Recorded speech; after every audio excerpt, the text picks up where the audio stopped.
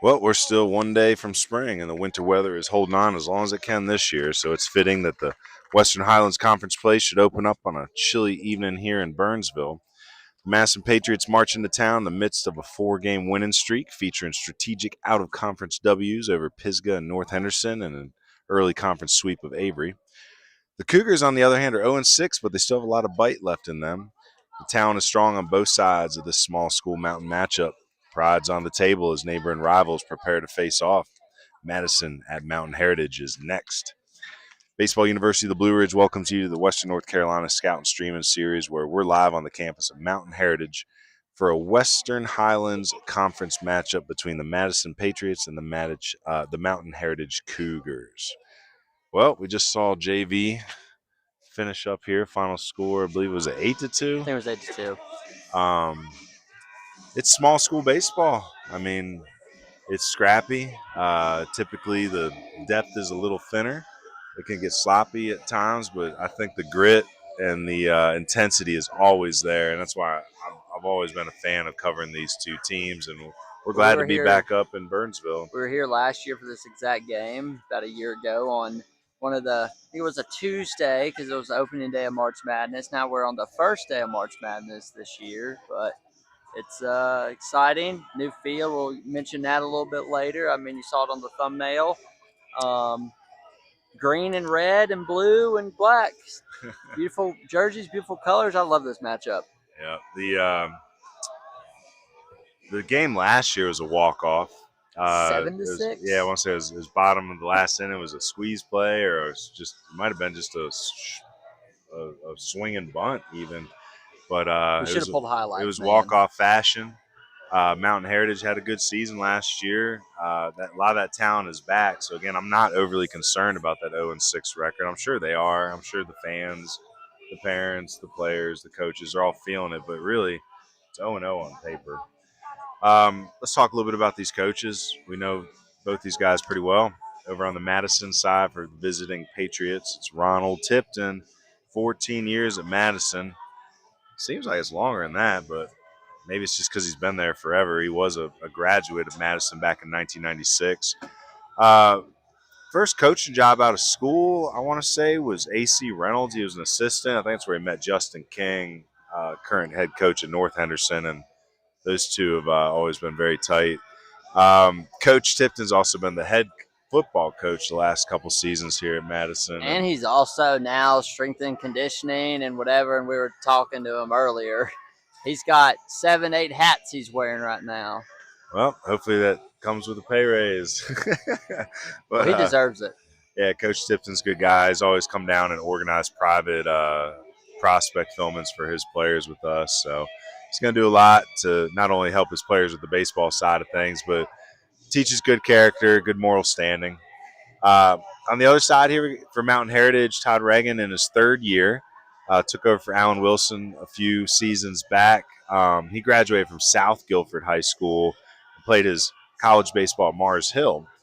He was actually coached at South Point High School, or he coached at South Point High School under Jason Lineberger, who you may remember from last year, longtime head coach. He stepped down after last season, but Coach Reagan has met some really good baseball people along the way. He's brought Mountain Heritage to the playoffs in his first 2 seasons. He's looking to do it again, even after a frustrating start. And I know he's feeling the frustration, but thinner depth this year. Like sometimes in mountain baseball, you just don't get a large crop of players. And we were looking at the varsity roster. I think there's only maybe 10 players listed, correct? Not many players here. A very thin lineup. Oh, yeah. Nice to meet you. Well, while Ryan exchanges the sponsorship money today, we will go into our preseason coaches poll for the Western Highlands 2A3A conference. Here's where Bearcats came out in first, but received no first place votes. Polk County Wolverines, couple first place votes, and Madison, featured tonight, tied third, received the most first place votes. 3 of those. Tied with Mitchell, followed by Owen, Mountain Heritage, and Avery County. So it's kind of wide open, and with Mountain Heritage's 0-0 in conference right now versus the Madison 2-0, which we'll get into who they played a little bit later. But Mountain Heritage looking to make some noise early, try to get a win over a highly projected Madison team who's off to a hot start. And you got any thoughts on this coaches poll now that you're exchanging your pleasantries Well, and I was your going to say, sponsorship money? I got this thing, Appalachian Tire and Wheel. They're our sponsor tonight for Madison. That's the parents of Zane Buckner, who threw a heck of a game last week versus Pisgah. And that's just the beauty of this mountain broadcast is there's a no fourth wall. Like, they're going to come up, fans are going to talk to us. And I like it. I do too. Now, if it's a kid coming like, what's that bat about? Yeah, we've had some stinkers, but we talked about the coaches poll right here. I just went through 1 through 7, so give me your thoughts. Madison is I know they're tied for third in the rankings, but I'll tell you the way they've been playing to start this season, they look like a first place team. Hendersonville, I like that ranking. Again, it's funny that they were first place without a first place vote, but they're in a coaching change mid-season. There's some drama going on, and I hope they can hold it together because there's enough talent. Polk, no one's pitching to Gunner right now. He's walking like 4 times a game, but the Wolverines are responding. Like, fine, put him on. We'll knock him in. Mitchell, I'll tell you what, a lot of coaches are high on Mitchell. They could be someone if they get hot. They're just young still in my mind. There's still a lot of experience still needed. Owen, they're off to a rough start too. Mountain Heritage 0-6, and even though Avery's, their record is kind of rough right now. I've talked to Coach Baxter Bartlett, and I talked to Coach Ronald Tipton about this over here from Madison because they just swept Avery. But I think they only won by a combined like 4 runs or 5 runs. Like, they were close baseball games, and they said this is the best team Avery's had in years. So Western Highlands, we'll get into that here in a little bit, but they're going to be beating up on each other. Now, the power rankings, like we were saying, Madison to jump on there as a Western Highlands team is solid for them. And if they win today, they can sweep today and tomorrow. They're going to remain in the middle of that poll. TC Robertson just split out in Las Vegas. So even though they're 2-2 on the road, that was a national team tournament.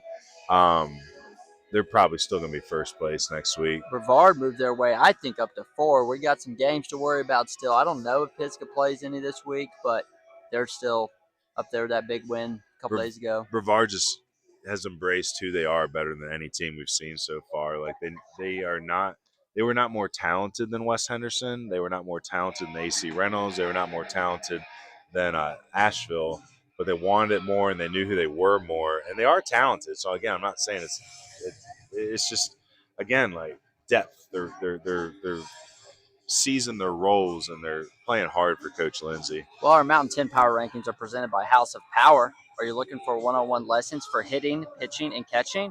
Strength and conditioning programs to develop explosive power.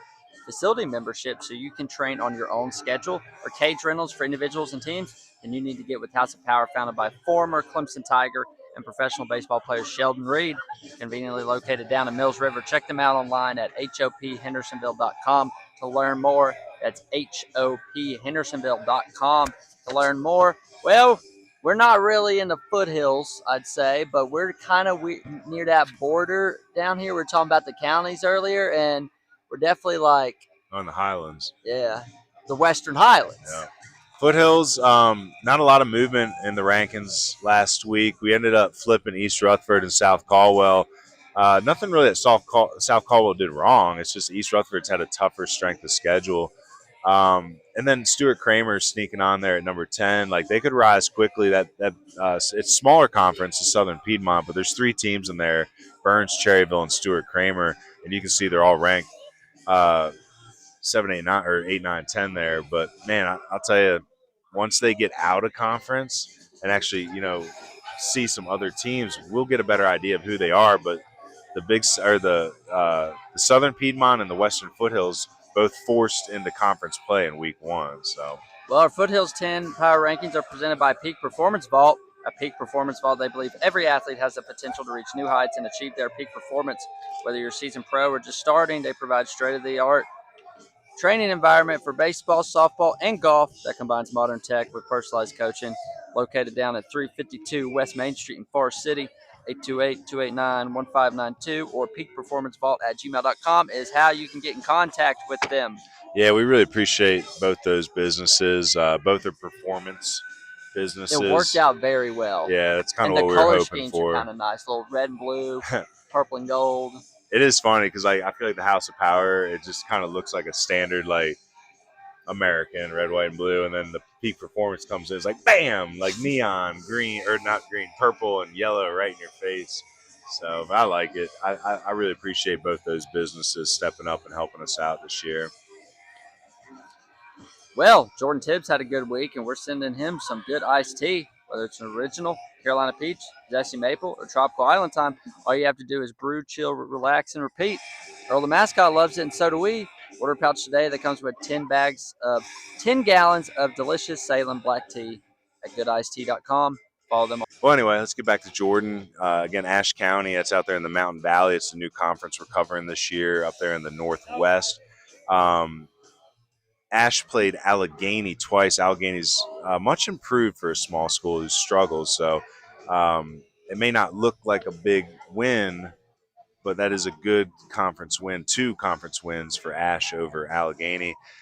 Jordan, in the first game of that series last week, hit a grand slam to come back and help the Huskies come from behind to win game 1. And then game 2, he was the starting pitcher. Later in the week, he went 6 1/3, struck out 16 batters. So the offensive and defensive, the offensive and the pitching performance combined is where our decision laid this week with Jordan. So we say congratulations, Jordan, and we'll hopefully be up there to see a game in the Mountain Valley soon. Well, here's a word from our sponsor, Good. Tired of tea that disappoints crowds? I'm Earl. Good Iced Tea fixes it. 4 amazing flavors, freshness sealed, 10 pre-measured gallon tea bags in each pouch. Brew, chill, relax, repeat, and enjoy with every sip.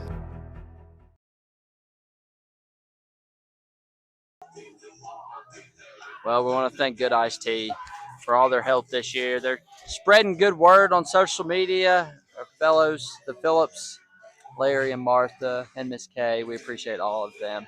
But yeah, hot and cold, baby, hot and cold. Yeah. Well, looking at both these teams here, last year Madison, they're coming off of a 12-13 finish, but that was 8-4 in conference. They were 3rd place in the Western Highlands last year. In the playoffs, they were the 11 seed. They did have a good first round win over number 22 East Surrey, 14-11. And then in the second round, they lost to number 6 Randleman. Randleman 6-2. They lost. This season, off to a 4-1 start, 2-0 in conference. The big wins coming against the big wins coming against Pisgah and North Henderson out of conference, and then there's the sweep to Avery County. They did have an opening night loss to West Henderson, but it was a good loss. It wasn't a blowout or anything. So right now, on a 4-game winning streak, and this week it's just the 2 games against Mountain Heritage. So now Mountain Heritage, they're coming off of an 11-12 season. They were 9-3 in the conference, which was actually 2nd place in the Western Highlands behind Drone. Drone won that conference, I believe, 4 years in a row, but they are no longer in the Western Highlands. They are down in the Western Piedmont. Playoffs, well, it was a pretty good run for them last year. First round, Mountain Heritage beat the NC Leadership Academy 9-2. And then we actually went out to Swain to see their second round game. Again, they were the 26th seed, so after beating number 7 Leadership Academy, they played at number 23 Swain. They won in a 10-0 blowout. Remember, Kaysen Jones hit a home run in that game to the next zip code. And then they fell in the third round to number 15 Eastern Randolph. They fell 4-1. This season, off to a little bit tougher of a start. They're 0-6. They've had a tough out of conference schedule. They try to load up against some of the bigger schools in the area. They've had some good games. They've stuck around. Again, it's easy to get down in the dumps when you're 0-6, but there's enough talent to scratch and claw their way back into this conference. Because, again, tonight, everybody's 0-0. So, well, not everybody. well, you're right. Madison's 2-0. Madison's 2-0. Avery's 0-2, and I think that's it. everybody who's played so far. Again, this week it's just for these two teams. They're squaring off twice. Again, they'll be going at it again tomorrow at Madison. That'll at be a 6:30. big one. It'll be Friday night baseball. Yeah, they'll have their ace Zane Buckner on the bump. I'm not sure who Heritage will be sending tomorrow. Today, Heritage sends their ace Carter Bennett to the bump. We like Carter. We'll talk a little bit about him in a minute. They're finishing up IO right now. It's just a beautiful place to watch a game. The Atlanta Braves actually came in here this past season and dropped a bunch of money into Mountain Heritage as a grant to help them rebuild after Hurricane Helene. Got a nice looking fence out there, new windscreen. I think they did some infield work, some grading. Beautiful backdrop here. It's always a great place to watch a game. Probably one of those schools, again, we've been talking about the need to turf the infields of a lot of our mountain schools battling this weather. This would be a perfect candidate to do that, much like Mitchell County, whose turf looks amazing. It almost looks like a poor man's App State up in Mitchell County. Again, we want to take some time to thank our pregame sponsor, Meineke. And Meineke has been our pregame sponsor for 2 seasons now for the Baseball University of the Blue Ridge, Western North Carolina Scout and Streaming Series. With numerous locations in Western North Carolina, there's no better spot to get your vehicles seen and serviced. Whether it's an oil change, brakes, mufflers, tires, wheels, AC, you name it, Meineke is doing car care right out here in Western North Carolina. Well, we're talking about them, our friends over there at Meineke Driven Brands, work with the Atlanta Braves and some of their sponsorships and broadcast aspects and whatnot. So we appreciate them for working with a low on the totem pole baseball organization compared to, say, the Atlanta Braves. But look, they're doing the same thing we are right now. The Braves are broadcasting. We're broadcasting. Like, there's a lot that's going on. And the word's getting out. I got 2 emails this morning that were really nice. One was from Braylon Thompson's grandfather. If you know Braylon, he's at Brevard. He's committed to Brevard College as well. But just a long diatribe of appreciating the broadcast, not really diving in until that game, that Brevard West game we did. And he said in the email he's gone back and watched a few of our other broadcasts and just thinks this is something this area really needs. And then I got an email from one of the assistant coaches at Allegheny High School this morning. They're looking for help and advice on how to build their program in a small mountain community. And that's the whole idea, is like, how can we share resources? What can we do to try to build mountain and foothill baseball to a point where they don't have to participate in the youth sports business industry, which is making $40 billion a year right now. And that's our whole business model, is trying to push back on that and find ways to keep costs down and create some opportunities for our mountain players that keep dollars in their pocket. So, again, we thank you, Meineke. We thank you to all our sponsors for helping us put this together. Let's talk a little bit about where are they now.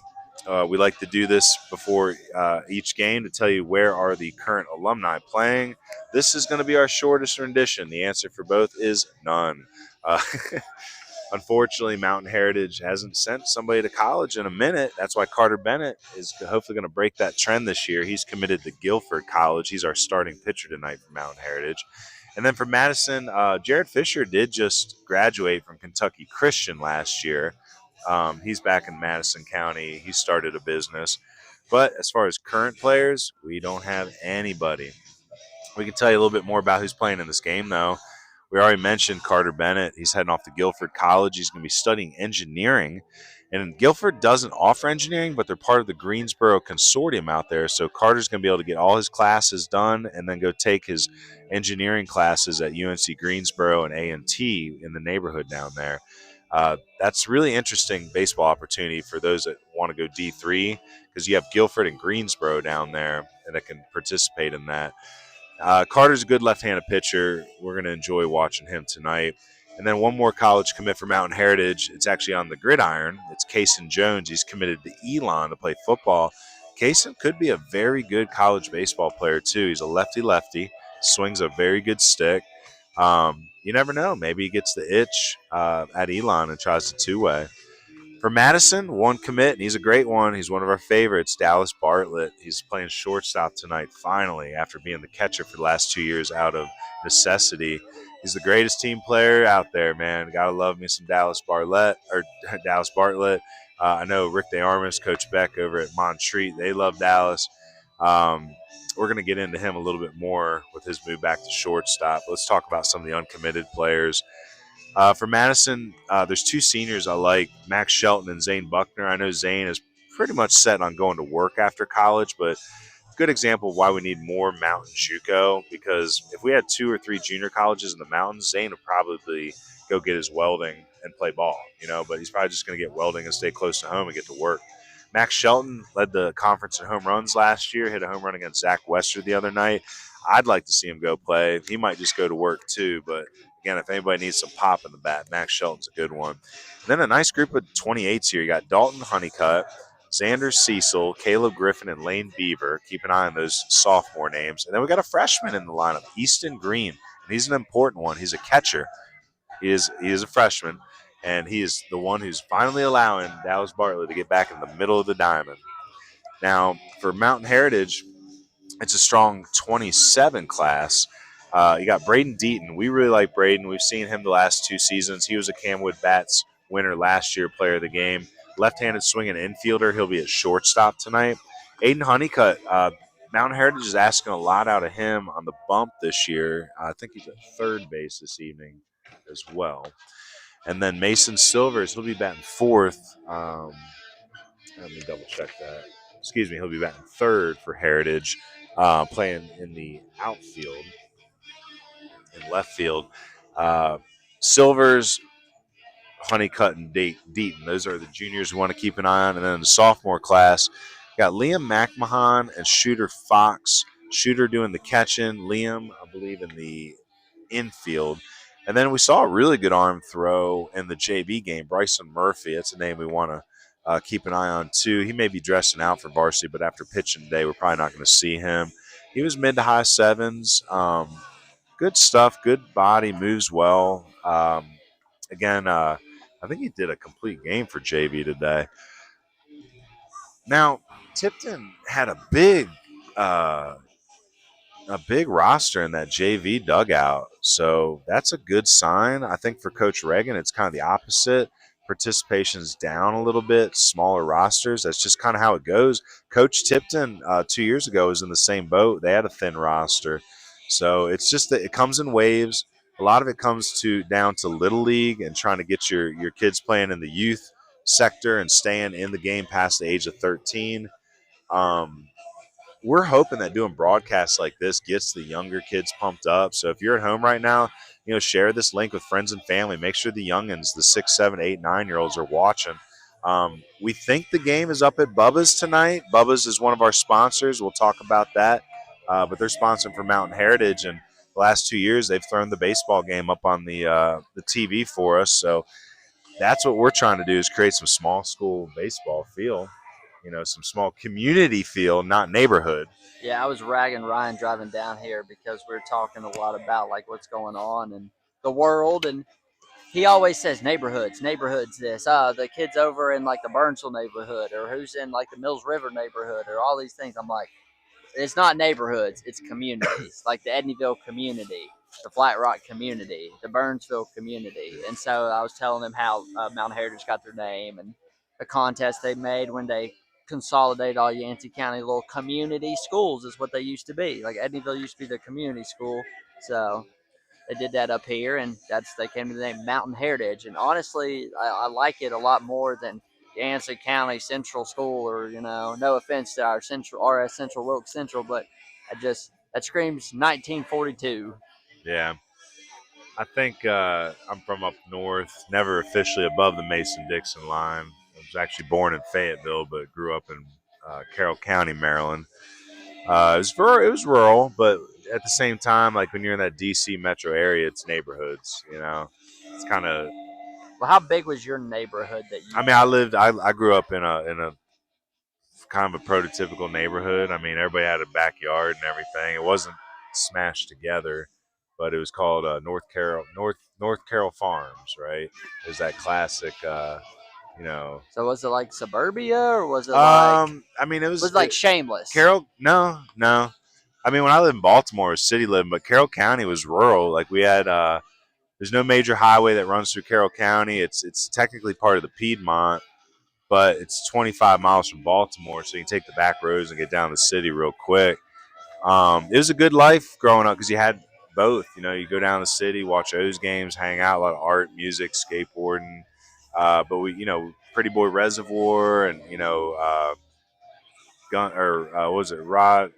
I can't remember the name of it, but there was a gun and fishing club we were part of too, and I mean, it's not that different than growing up out here. It's just that's all it is out here. There's no city aspect. Like you're talking about being able to drive into town for the O's game. Here, it's kind of difficult to drive down just to watch low A tourist ball. Yeah, that is wild.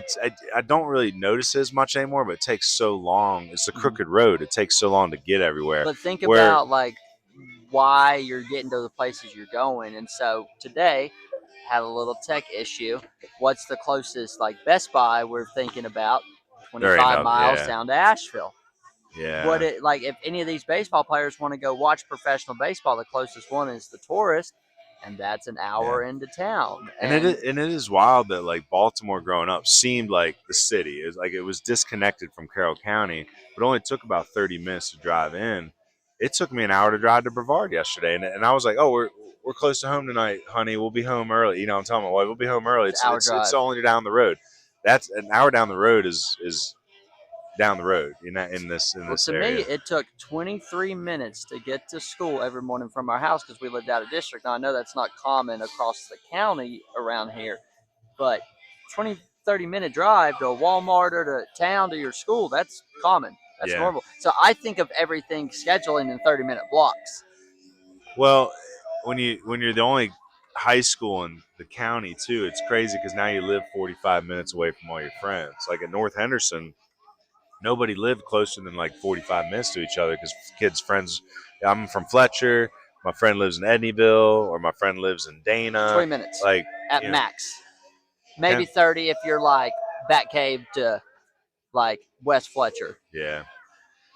But here in Madison County, when everyone comes together at the fairgrounds where the baseball field and the softball field are, that's still further from the high school. And then that's on how long does that take them to get from their high school after class to their practice field? Right. Was that 15 minutes? I don't know. I know it's a distance compared to you walk out your door, your field, and you're here. At least here in Mountain Heritage, you can see the school. Well, it looks like Tip's finishing up IO. So let's get into these Meineke fleet keys to the game. Well, what makes Meineke the smart choice for your fleet, Ryan? Solutions to meet the needs of any fleet, including fleet leasing, self-managed, and rental agencies. Meineke is proud to sponsor the Meineke fleet keys to the game. And I like your keys. You're getting there. That's a good key. Yeah, we're getting better at these. First key is Max Power. Nice little pun there to play off Max Shelton. Max is the conference home run leader last year. He hit a bomb off a great Division I prospect in Zach Wester last week. So big key to the game is you got to get some runners on ahead of Max Shelton. Give him a chance to hit some extra base hits. He's been one of the most consistent hitters in the Western Highlands the last 3 years. Second key, better with Bartlett. Well, not that he went anywhere, but Dallas has been behind the plate for the last 2 seasons out of necessity, and he's done a great job. But Dallas Bartlett is probably the best catcher, the best shortstop, and the best center fielder on this team. And I like him best in the middle of the diamond. I always flash back to when he was a freshman or sophomore, his prospect film that we did up at Mars Hill. It was the easiest edit I've ever done because he didn't boot anything. He just got right back into position, just caught everything, transferred everything so cleanly. So I think Madison is really going to come into their own this year because they have a new catcher, Easton Green. He's a 29 freshman that they're putting behind the plate, but that's just going to allow the middle to get that much stronger. So look for Dallas Bartlett to get to everything at the shortstop position today. Mountain Heritage, 2 big keys. One, you got to find and then follow the leader. You're 0-6. Somebody's got to step up. Offensively, in the field, on the mound, in the dugout, get verbal. So I'm looking in their dugout today to see which players are stepping up to take on that leadership role and help them get out of this 0-6 funk and understand that it's a blessing to be starting 0-0 in conference and that the tide can change. I'm personally looking at Kason Jones to be that ball player, because if he's heading off to play D1 football, then he's probably got the intensity to grab some attentions in that dugout. And then lastly, the biggest key, and this is for a lot of small schools, so don't take this wrong, but Mountain Heritage needs to fail the least today. So again, fail the least. It kind of comes off, spin it in a negative, some negative spin there. But mountain baseball is a little thinner on depth a lot of times than what we see down the foothills near Charlotte. So there will be errors tonight. There will be free passes. There will be wild pitches. I'm not saying it'll be in abundance, but mistakes will be made, and the Cougars have to minimize those. They cannot make more mistakes than Coach Tipton's Patriots, because, again, Madison will make mistakes, but they're probably the cleanest of the Western Highland teams that we've seen the last couple seasons as far as discipline goes. And the Cougars got to be ready to jump on those Patriot mistakes. Like I said, fail the least and capitalize when the Patriots do fail to execute. Ladies and gentlemen, welcome to Mountain Heritage High School. Well, we're going to let the PA announcer go ahead and start introducing some lineups and take us into the national anthem. And then when we come out of that, Hunter will have the lineups ready for you as well. Batting in the leadoff spot, number 1, Dallas Bartlett. Batting second, number 16, Zane Buckner. Batting in the third spot, number 22, Max Sheldon. Batting in the fourth spot, number 3, Easton Green. Batting in the fifth spot, number 2, Caleb Griffin. Batting in the sixth spot, number 4, Dalton Honeycutt. Playing center field, number 11, Corbin Young.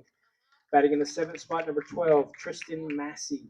Batting in the eighth spot, number 5, Landon Beaver. And batting in the ninth spot, number 8, Carter Norton.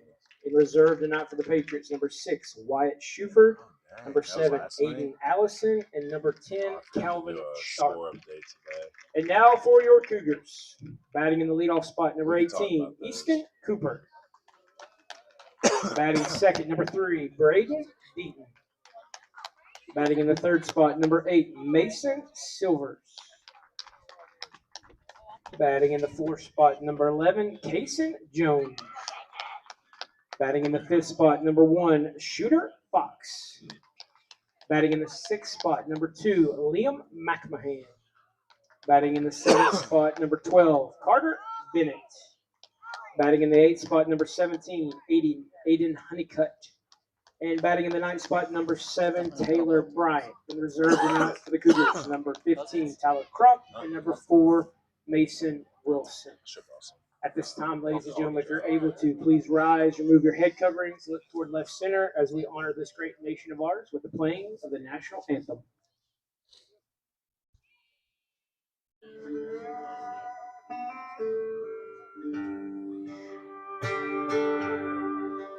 Oh, say, can you see by the dawn's early light what so proudly we hailed at the twilight's last gleaming, whose broad stripes and bright stars through the perilous fight?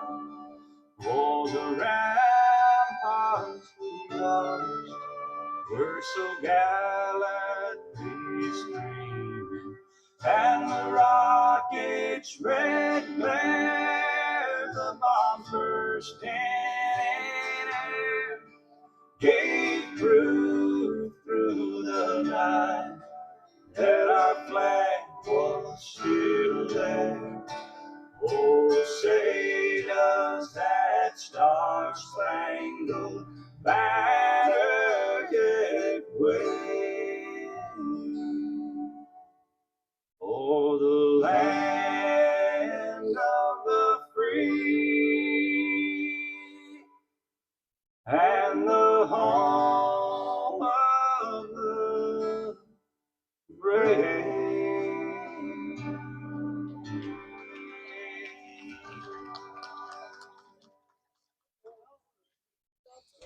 Play ball. Bloom Patch Farm, right here in Hendersonville. Bloom Patch Farm is a specialty micro farm dedicated to rare and extraordinary dahlias. We offer rare dahlia cuttings, premium tubers, healthy potted plants, seasonal bouquet subscriptions, and custom floral work. Bloom Patch Farm ships cuttings and tubers nationwide throughout the year. We specialize in rare and hard-to-find varieties, including the stunning water lilies. Join us in person on April 11th for our farm sale. Free RSVP tickets are available right now on our website. To inquire about seasonal subscriptions or custom floral designs, email us at bloompatchfarmll@gmail.com. Shop online and reserve your in-person sale tickets at our website, bloompatchfarmllc.com. Bloom Patch Farm, rare blooms grown with intention.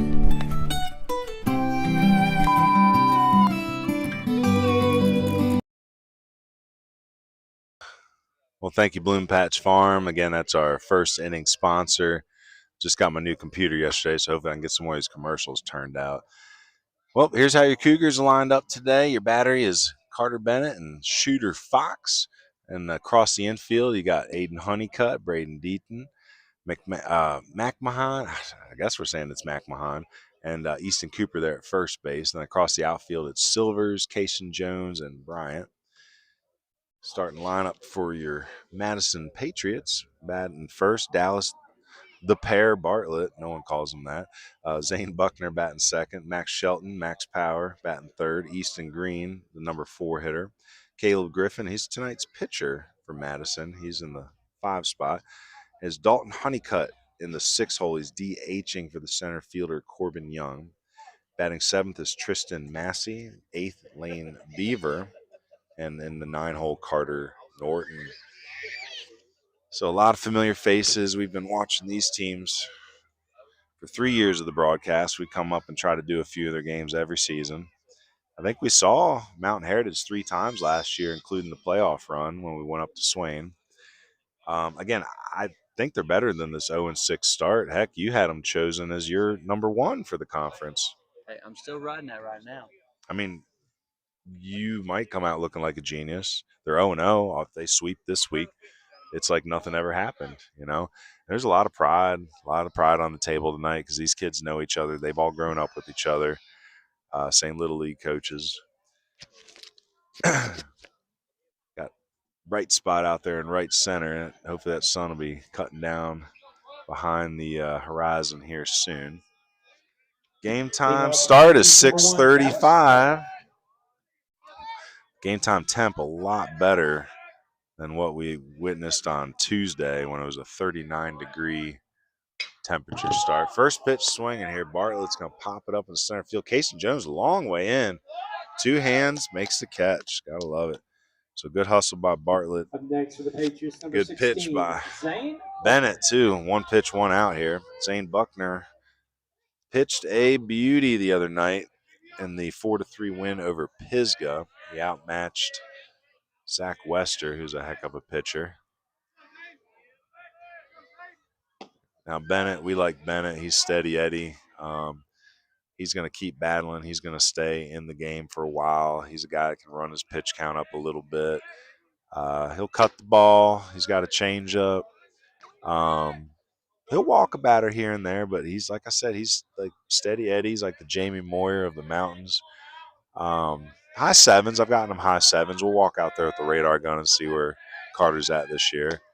But I just like the low slot. He's got, the ability to pinpoint it. He's confident. He doesn't take a long walk on the bump. He just gets the ball back and starts to pitch. And he's going to be a good D3 pitcher down at Guilford. And for y'all that think D3 is just like the low minor leagues of college ball, you're wrong. D3 is very strong baseball. There's kids at the D3 level that have the same talent as some of those D1 baseball players. It's just a matter of depth and opportunity. Shreveport D3 or they D3? I believe that is NAIA. Weren't they the NAIA champions? Yeah. Strike 3 called. So first called strike 3 of the game, and you know what that means. It's Patriots, number 22. strike 3 call brought to you by Burlett Painting, painting the corners with Burlett. And that'll bring Max Shelton to the plate. We talked about him in the pregame and the keys to the game. Again, Max Power. I think he hit 10 home runs last year in conference. Got to go back and find the official number. He's a big, strong country boy. And good kid, too. I'd like to see him take the opportunity to play some JUCO ball. But, again, this is where I think Western North Carolina, the state of North Carolina, has kind of failed a bit when it comes to baseball. Is there's no junior college baseball west of Caldwell County, west of Cleveland County. If we could find a way to get 2, 3 would be a blessing. But 1, 2 junior colleges up in the mountains, these kids would play longer because they want vocation degrees. They're trying to be financially sound, so they're going to school while living at home. And there's other places around the state where good baseball players have that opportunity, and Western North Carolina is not one of them. So whether it's AB Tech, Blue Ridge Community College, Isothermal, McDowell Tech, Wilkes County, Haywood County, Southwestern, there's a lot going. There's what do we drive by the other day? Burke's got one out there too, right? Mm-hmm. Bennett's going to bounce one here. Count is 2-2. I broke a piece of equipment today setting up a camera. So we'll tell you about that in a minute. That's a hard top spin liner down left field line. Max Shelton's going to go hard around first base. He's going to try to stretch into 2. Throw is late. So 2-out double for Max Shelton. And that's why we said you got to get runners on in front of them. Patriots number 3, Easton Green. But anyway, we're putting up a camera, and we have these Ethernet adapters we plug into the phone, and the ladder got caught up on one and ripped it out. And so one of our cameras is on the Wi-Fi tonight. I'm curious to see how that one will work. Hunter might show you that one here. Smooth? Yeah, looking smooth good. Enough. But we're going to make another purchase when we get home, get some more of those adapters. Whoa, what an odd pickoff move. It's like the turning the inside out move there by Bennett. Usually expect a spin, but kind of came back across the body. He almost picked off Shelton. Swing and a miss, throw down to third, and Shelton. Wow. I'll tell you what, that throw by Shooter had Shelton dead in the water, but that's Honeycutt over at third base late to the bag, and Shelton's able to he just scoots in without a slide. So that stolen base is brought to you by our stolen base sponsors, Hauling Solutions and Grading. Again, Hauling Solutions and Grading, that's down in Henderson County. They serve the general region. It's Andrew Casoria who owns that business. He's done a great job helping a lot of families in need after Helene, hauling gravel, dirt, whatever. So all stolen bases brought to you by Hauling Solutions and Grading. Bennett gets ahead here quickly, 0-2. If he can retire Green here, that double will be of no damage. And Bennett, he'll pitch to contact. He'll give up some hits, and it ain't really going to phase him much. He works well with runners on base too. Big thing I'm looking at for Bennett tonight is, again, he's not wild, but when you're kind of the crafty lefty, I do want to see him cut down on walks just a bit. And right now he's way above that pace. So 1 double in the inning, but no runs, no errors. 2 Ks there by Bennett heading into the bottom of the first. We want to thank our home team sponsor. We got 2 of them tonight. We're very blessed here. So we want to thank Bubba's Good Eats.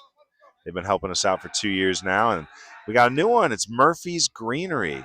So we want to thank both Bubba's and Murphy's Greenery.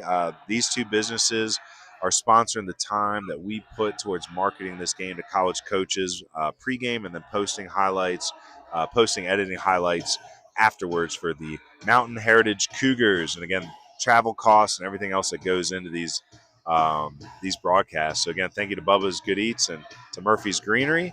Bubba's got breakfast now. They wanted me to let you know. I think they may be playing the game on TV there at the restaurant, but they got breakfast. And I'll tell you what, if they told me they were opening up a breakfast spot down in Edneyville, I'd be there in a minute. So y'all are lucky to have a good breakfast spot.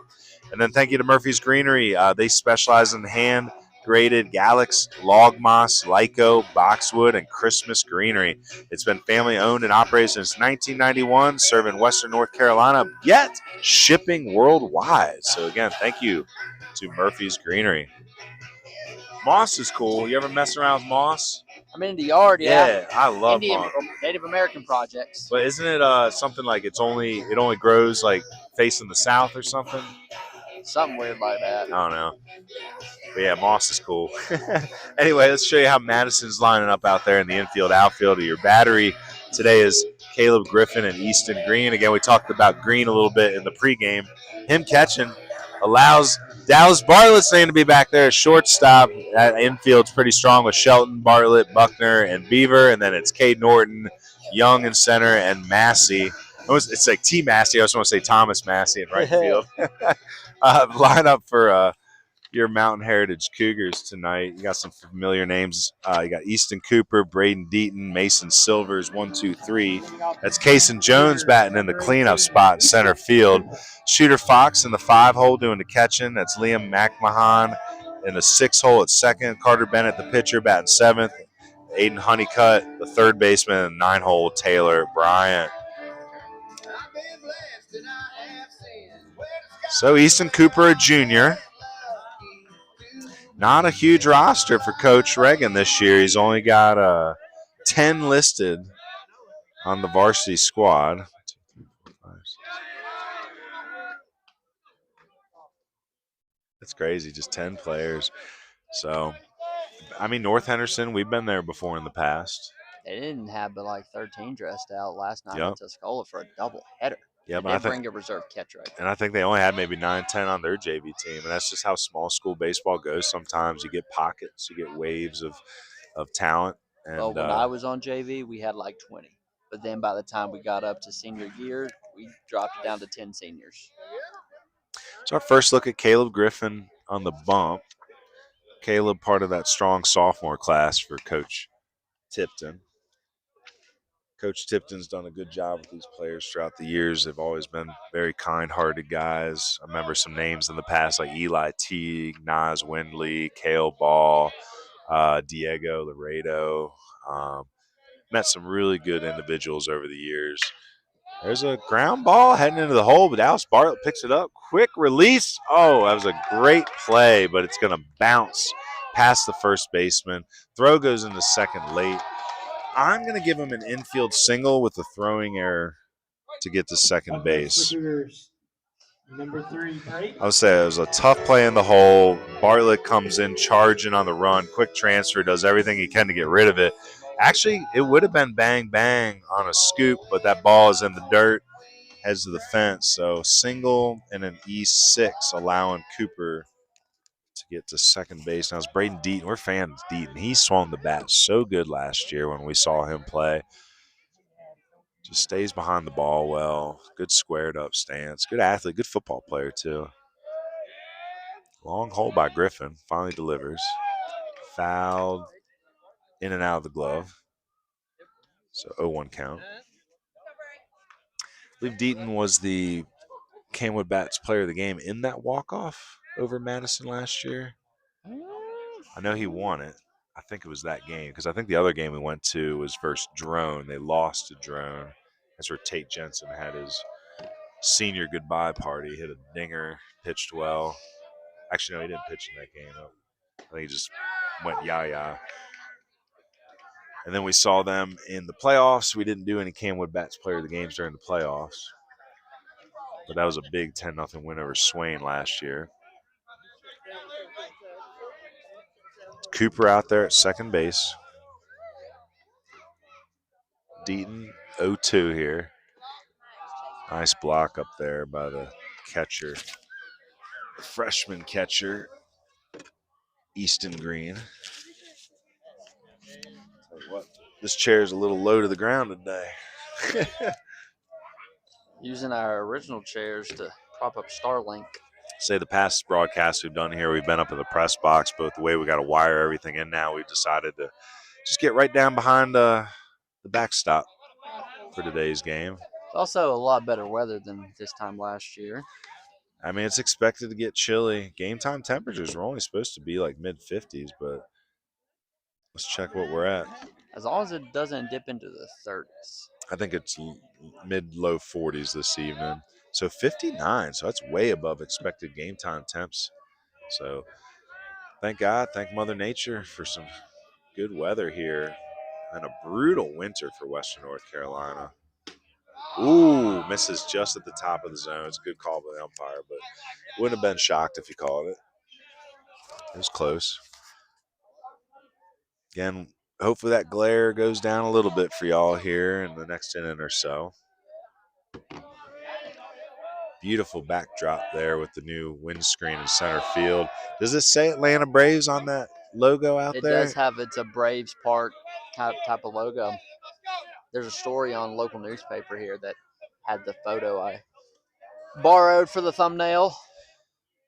Well, this was a big, like this baseball field was a big hub during the hurricane. I believe this is where they were landing a lot of the helicopters at the time. Do you remember hearing that? It was this and the football field. Yeah. Because this, like the baseball field's elevated from the highway when you come up on campus here at Mountain Heritage, and it's a perfect spot to load up. Yancey's still rebuilding too. A lot of those side roads where the rivers, followed the side mountain roads, still being rebuilt. It was a tough time up here after Hurricane Helene, but also showed that mountain spirit. A lot of people helping each other out, getting back on their feet. Glad to be celebrating the baseball up here still. Pitch delivered here by Griffin is going to be ball 4. So this is the start that Mountain Heritage has needed. They need to put a crooked number up early. So a single to Cooper. He heads to second on the throwing error. Deaton walks, so now first and second. Silver's in left field this evening. This would be a big scoring opportunity if they can come through here. Popped up behind the plate. Green has a beat on it, and he's going to make the catch. So fouls out to the catcher. It's a huge out for Griffin. That's one of my biggest pet peeves. If you just walk the guy and he throws 6, 7, 8 pitches in that at bat, and what do? You swing the first pitch. Not opposed to it, depending on the situation, but you got to do more with it than that. Maybe in like the third or fourth inning, but in the first inning? I mean, you're 0-6. You've been struggling to get leads. You got to have a good offensive plan when you get runners on early. So, Cason Jones, this kid, by all athletic measurements, is a college baseball prospect. Oh, nice job here. Puts the bunt down. That's going to be a base hit easily. So, again, he can hit a baseball 430 feet, but he can also put the bunt down and do that. He's very fast. I believe he's a tight end for the football team. And he'll be doing some footballing at Elon next year. But I do feel there's a baseball player in there. He almost looks like kind of like a young Josh Hamilton,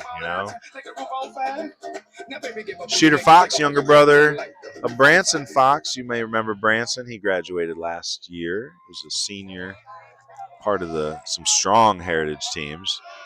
Shooter's going to go ahead and pull that bunt back. That ball's going to scoot past the catcher. Throw is late. Haven't seen a safe call yet.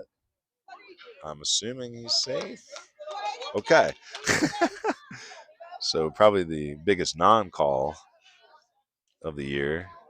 Easton Cooper is going to score on the wild pitch.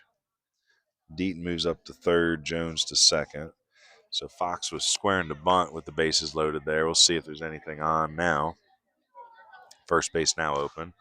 So Mountain Heritage grabbing a lead early, and that's what they need to do. Carter Bennett is probably sitting on that dugout bench getting real focused, knows that he's got to come out and keep wheeling and dealing to keep this lead. A lot of ball game left.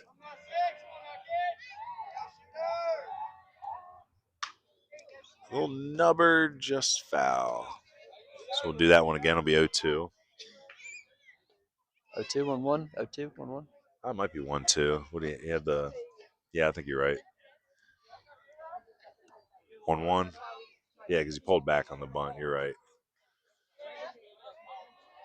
So Shooter doing the catching. He was the freshman catcher last year, getting most of the reps behind the plate when that is a ground ball past the dive of Max Shelton. 2 runs are in.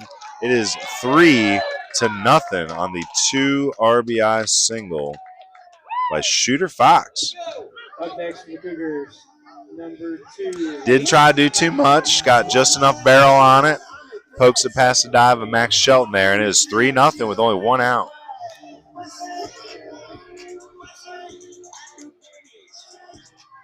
The hitter now is going to be Liam McMahon.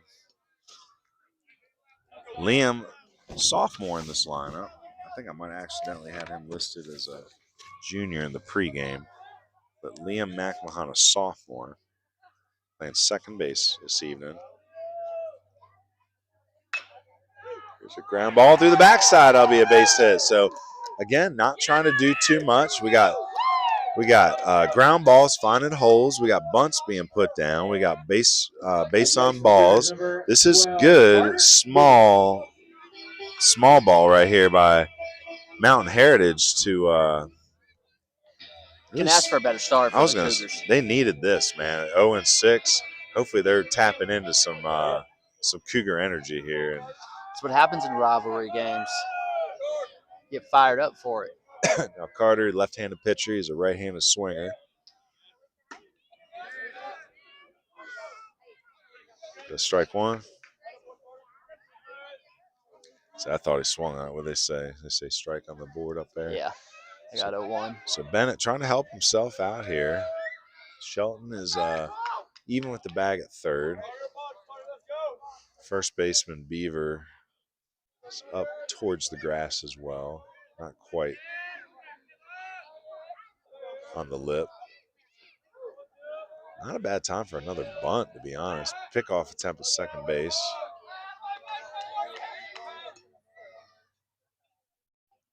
That's the secondary angle we need, is zoomed in on pickoffs. So Coach doesn't have numbers listed on his max prep sheet. He probably did on the lineup. Ground ball backside here, picked up by Beaver, throws to second for 1. Bartlett back to first. Out. There's a double play. So 3-6-3. Or is it 3-6-1? Might have been 3-6-1 on the double play. Hunter's going to go back and look because that's a BH Granning glove work right there. And we're always on the lookout for our next level play of the game. So 3-6-1 double play. 3-0. So a walk, 4 hits, 3 runs in, 3-0 heading into the top of the second. It'll be Aiden Honeycutt, Taylor Bryant, and then back to the top with Easton Cooper. Hey, if you're listening at home, we'd love you to check out our Patreon. If you're not familiar with Patreon, it is a crowdfunding website. And ours is patreon.com/BB University WNC. We are offering, we got a little bit of ego here, but we think that we have the best coverage and content of Western North Carolina high school baseball by far. And you can get access to it for as little as $1 a month. We have different tiers of memberships. $1 gives you access to preseason previews, conference previews, power rankings, players of the week, highlight films, podcasts, and more. Head to www.patreon.com/BB University WNC and please join. If you do, just remember every dollar, all that money stays that we raise stays right here supporting Mountain Baseball. Also want to say thank you to our second inning sponsor, Comfort Keepers. Comfort Keepers specializes in comforting solutions for in-home senior care. Nothing is more important than helping people to live full, independent, and dignified lives within the comfort of their own homes. Comfort Keepers is offering an extensive range of non-medical care services tailored to the unique needs of each individual they serve. They're also looking to hire part-time positions, so if you're looking for a job and you have flexible hours for AM and PM shifts in Asheville or Hendersonville area, contact them at 828-687-1199 or asheville@comfortkeepers.com. So Carter Bennett out there for inning number 2, and he's got a little bit of comfort Well, check that replay right there in the bottom half. Safe at first. Save it first. So, Bloom. I thought it was in my naked eye looking at the camera angles. So, Well, Madison gets a call to get out of the inning. It's 3-0 though for Mountain Heritage. So could have maybe kept the rally going a little bit, but either way.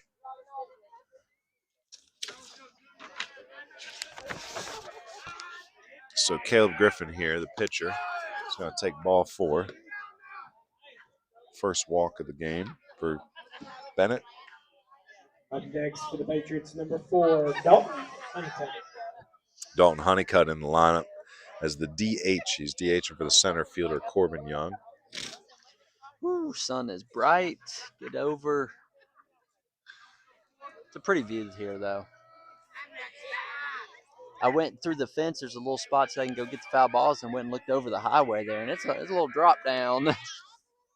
Swing and a miss. Big miss by Honeycutt. It was a big old cut.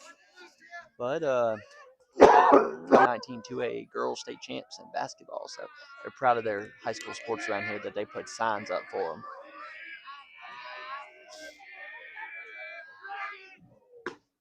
Honeycutt's going to take a ball here. Say Griffin at first base. We'll see if anything's on here at the bottom part of the lineup. Second half of the lineup comes through. Not a bad time for a bunt or a steal. Swing and a miss. So nice little cutter or slider there by Bennett. I said thank you so much. Say Bennett's got Honeycutt all tied up right now. I mean, he can go for the strikeout here, but I'd let him just go for a well-placed fastball so you can get the double play. Oh, he's going to hit him.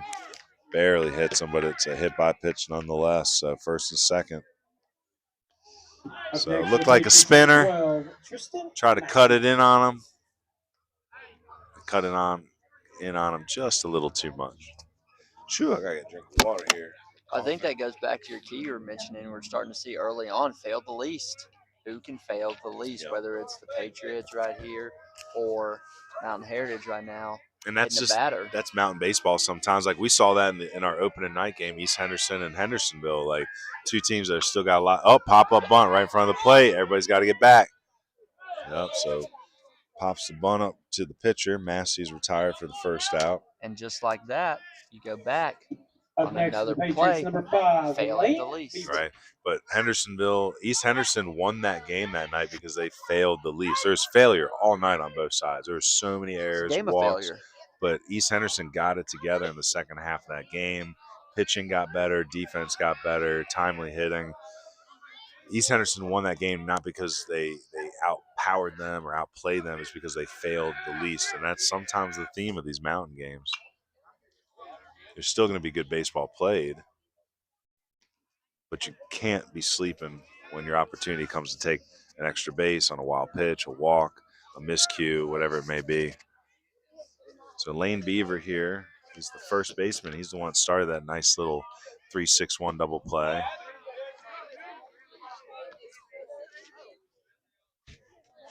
And it changes the complexion with that out, because if you get that bunt down and your runners advance, you have a very high probability of scoring with two runners in scoring position versus now a double play ends the game, or ends the inning, excuse me. The key is get a runner to third because you got so much zip code back here. You know, half the Yancey zip codes behind the home plate here. So, I mean, every pass ball is going to score. Every wild pitch is going to score. So you just got to try to keep getting a runner to third base and see what you can make happen. It's like last night at Tuscola, you're up on the umpire, and then now it's like, can I see him? What number is that out there? Remember, there's a bounty on foul balls. All foul balls returned to the concession stand receive a reward. Man, his foul balls are going all the way down to the concession stand first. It's a hike to get him back here. I just gave one back I found during the thing. Double play ball here. Let's see. Deaton goes to second for one. That's all they're going to get. So that's Honeycutt retired at second base on the fielder's choice, 6-4. Up next for the Patriots, number Caleb 8, Griffin over to third base. The other thing you love too in mountain baseball is you don't always see the pitchers or catchers being run for. Caleb Griffin out there running for himself. I think Shooter Fox was out there running for himself, so I bet you something's on right here. first and third. See Coach Tifton try to steal one here with the number 9 hitter up in a first and third situation. We saw Grant Buchanan and the Blue Devils do that on Tuesday. Will Lindsay put the first and third on. Oh, speak of the devil, they're going to pinch run for the pitcher. Well, last night North Henderson had a first and third situation on and didn't stay in the rundown. The runner didn't get going, and he got out, and it was third out of the inning. I'll say Buchanan did his perfectly. He got caught in the pickle, and as he went back to first base, the runner on third, I think it was Queen at the time, he broke for home. Brady Duvall dropped the ball for half a second at first base. That was all it took. That was an extra insurance run for them. Well, I've seen a lot of base running errors, which is common in the first little third of the season in mountain baseball because you don't get on the field. You don't get to practice it. You can't do that in a gym or in a classroom. You have to run pickle plays in practice. Yep. You got to get it as a defense. You got to get a JV player in there and say, hey, this is your conditioning today. You're just running the bases. Yep. But then on offense, you have to learn to stay in that pickle as quick as you can. Don't deviate from the baseline. Yep. And have a chance for your runners 90 feet away to score. Yep. They make one bad throw, he's walking in. Quiet stolen base there by Lane Beaver, but need to mention it. Hauling Solutions and grading stolen base, but Beaver essentially walked down to second. You'll see that sometimes in mountain baseball. Not always going to challenge that first and third. Ball forward to the number 9 hitter, Carter Norton. So it's bases loaded now. Up next for the Patriots, number 1, Dallas. So Carter Bennett walking the tightrope here in the second inning. He walked a batter, hit a batter. Got the pop-up bunt. Got an out on the fielder's choice. Walked another batter. And now he's got one of the most dangerous hitters in the lineup to face in Dallas Bartlett. He's going to take strike one. Nice little mountain matchup here between Carter and Dallas. Big opportunity for Dallas to put a crooked number right back up for Madison. Nice mix there by Bennett. Bennett wanted that call. 1-1 count. And Dallas heading off to Montreat College next year. Oh, he's going to take a RBI hit by pitch. He was not afraid of that. He's like, yep, I'll take that. That's good baseball right there. So that's whoever the courtesy runner was for Griffin marches across for the first run of the game. Beaver over to third, Norton up to second. Now it's Zane Buckner up. Again, Zane pitched a heck of a game last week versus Pisgah. We mentioned that already. He's going to try to tap into his offensive side here. Struck out looking in the first inning. Ball up, 1-1 count. And if you're Buckner here, you can be patient. There's 2 outs. If you don't if you don't get what you want until that 2-strike pitch, that's okay. Oof, I think he did. They got to check that. Oof, I think that's a missed call there. That's tough to see from middle of the field out there from the umpire, field umpire. Ball 3. So what do you think? Take sign? You got Max Shelton on deck. I'd take one more pitch. It's early on, top 2. And that's why. Oh, hate to see that. I'll tell you what, Shooter catches that one. He might get the strike call. It's going to be an RBI. So an RBI hit batter and an RBI walk. So Bartlett up to second. That's Beaver trotting in from third. Norton over to third. So bases loaded now. It's Norton, Bartlett, and Buckner across the diamond. Oh, Coach Reagan's out there. Well, it's time for an Ion Outdoors mound visit. So again, all our mound visits brought to you by Ion Outdoors. Ion Outdoors, located down in, I believe, in Gaston County, down the foothills. They specialize in outdoor projects like pools, patios, canopies, pergolas, outdoor kitchens, probably hot tubs. But if you mention if you're in the works for a pool and you want or like an outdoor backyard project, check out Ion Outdoors on Instagram and Facebook, look at some of their projects. If you mention the broadcast, they'll bring you in for a free consultation and a free pool design. So I think that's pretty cool. Cool.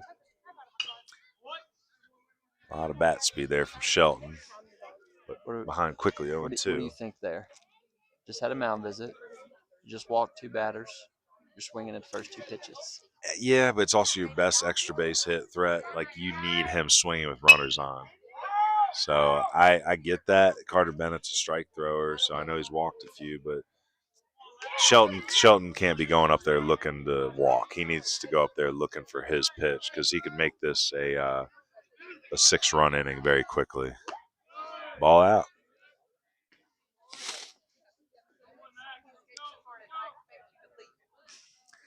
Say the home run porch is reachable for a lot of these guys.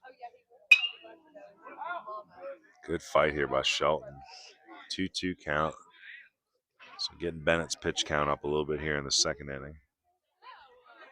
2-2? I got 1-2. Could be.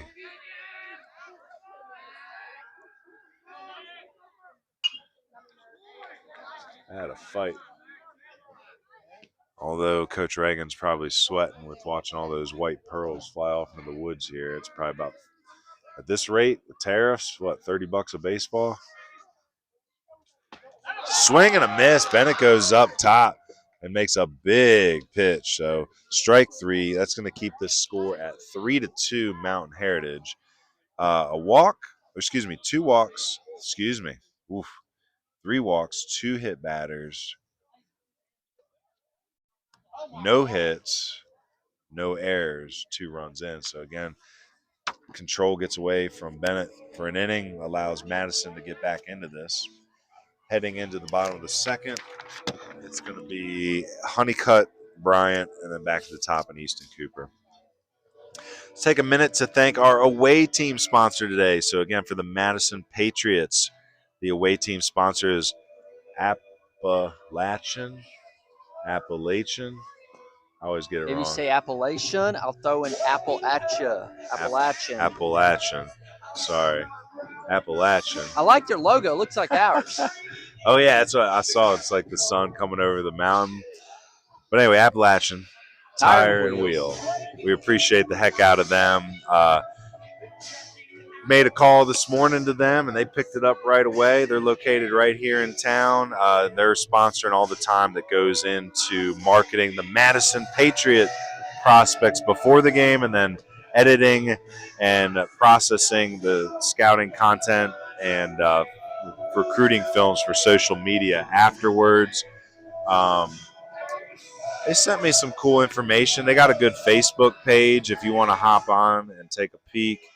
I was going to say. Their phone number is 828-649-1099. You want to give them a call, go get your tires and wheels. Man, I need some tires right now. Might have to hit them up. Beautiful sunset. We're almost there. Yeah, they're located, 2570 beside Brush Creek Store in Marshall. You can visit them for all your tire and routine vehicle maintenance needs. Again, Appalachian Tire and Wheel. They got some good followers. It's hard to get followers on Facebook. I noticed that. It took us a while to get our page going. I think we're over 1,100 now. I hate social media, though. I guess it's important. Oh, Griffin's like, stop hitting our batters. So that might have been a payback pitch. We'll see. So Honeycutt going to head down to first base. Honeycutt looks like a strong kid. He can take that in the arm. But even if it is intentional, if it's part of that little rivalry, Bennett hitting 2 batters last inning, put a bunt down here. Do something. Let's make it interesting. So some good camera angles today. You can see that good pickoff angle that Hunter's got for you. So Griffin here working with one on and nobody out. Nice block up there by Green. So again, Easton Green, the freshman catcher, allowing Dallas Bartlett to head back to the middle of the field. Dallas played a lot of summer ball with Coach Rick DeArmas for Next Level Baseball. He's actually a center fielder in the summer. So we'll see what Dallas ends up being at Montreat. I could see him being a super utility guy. Just a high motor athlete. Good kid. There's a strike. So Taylor Bryant wearing number 7 out there. He's a junior in this lineup. Again, only 10 listed on that varsity lineup for Mountain Heritage. Swing and a dribbler, swing and bunt. Shelton in and trying to make a play, gets rid of it quickly, and that's out number 1. So essentially got the job of a bunt done. It's going to be 5-3 put out in the book. Honeycutt up to second. Now back at the top of the lineup. Easton Cooper and Braden Deaton and on deck. So got the big bats coming up here for the Cougars. And again, just from watching these first couple innings, you can tell that 0-6 record does not necessarily reflect how they're going to play in this Western Highlands Conference. Again, you can make an argument for almost every single team to make a run in this conference outside of Avery. And then here we are hearing that Avery is much improved, and they have one of the better young teams they've had in a while. So that is what I really hope to see out of this conference is Avery take out a couple guys. Like if they can beat a Mitchell or a Hendersonville or a Polk, surprise some people. So the young catcher Green out there to talk to his pitcher. Say Green looks pretty physical for a freshman, you know, young kid, but doesn't look young physically. So Easton Cooper here, the first baseman. Hit a single in the first inning. It was in the hole there. Oh, pickoff attempt, and do they get him? Yes, they do. They pick off Honeycutt at second base. So I'll tell you, I don't know if that was what Green went out there to talk to his pitcher about. Like, hey, look, I'm going to drop my glove. I'm going to tell you when we're going to throw on this guy, but picked off. So 2 outs now.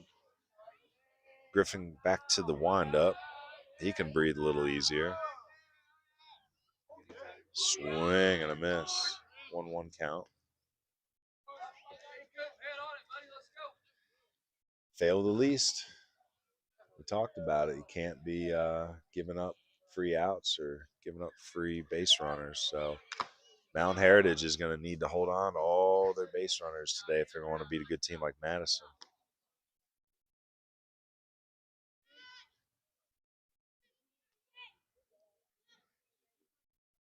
Another mature move by the freshman catcher Green to go out to the mound and give the umpire a second to get his bearings back after taking a baseball to the mask. It's a mature sign right there. I don't know if that's just him being a good baseball head or if that's Tipton teaching his baseball players about the nuances of the game. Griffin quickly delivers. Oh, he's gonna pull out the shaver there. Almost give him a chin job there. Speaking of shaving, might be time to take this beard off if the warm weather's finally coming. I've been delaying it. Curveball, just put the barrel out there and a dying quail makes it out in the left field. So 2 for 2 is Cooper. Said he put one in the hole that Bartlett made a good play on but bounced the throw. But, I mean, it was a single. He went to second on the throwing error in the first, but it was still a single. And then just puts the barrel out here and dying quail to left. So 2 for 2 in the box. But there can be another kid can line out 100 miles per hour twice, and he'll be batting 0. But Easton Cooper batting 1,000 on the day. Deaton up for a second time. He walked his first time and came around to score on the I think it was the Shooter Fox single. So 3-2 is our score. Deaton, good athlete, squared away on his stance.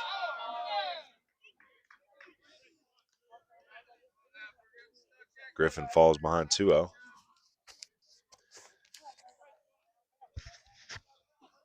Got the whole Madison bench up on the railing.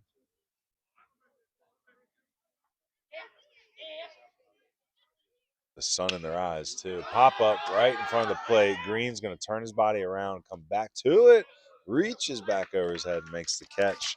Second time he's caught a pop up for an out. That's third out of the inning. A hit batter, a single, a pickoff, no runs, no errors. 3-2 heading into the top of the third. It's going to be Easton Green, Caleb Griffin, and Dalton Honeycutt. Take a second to shout out our social media.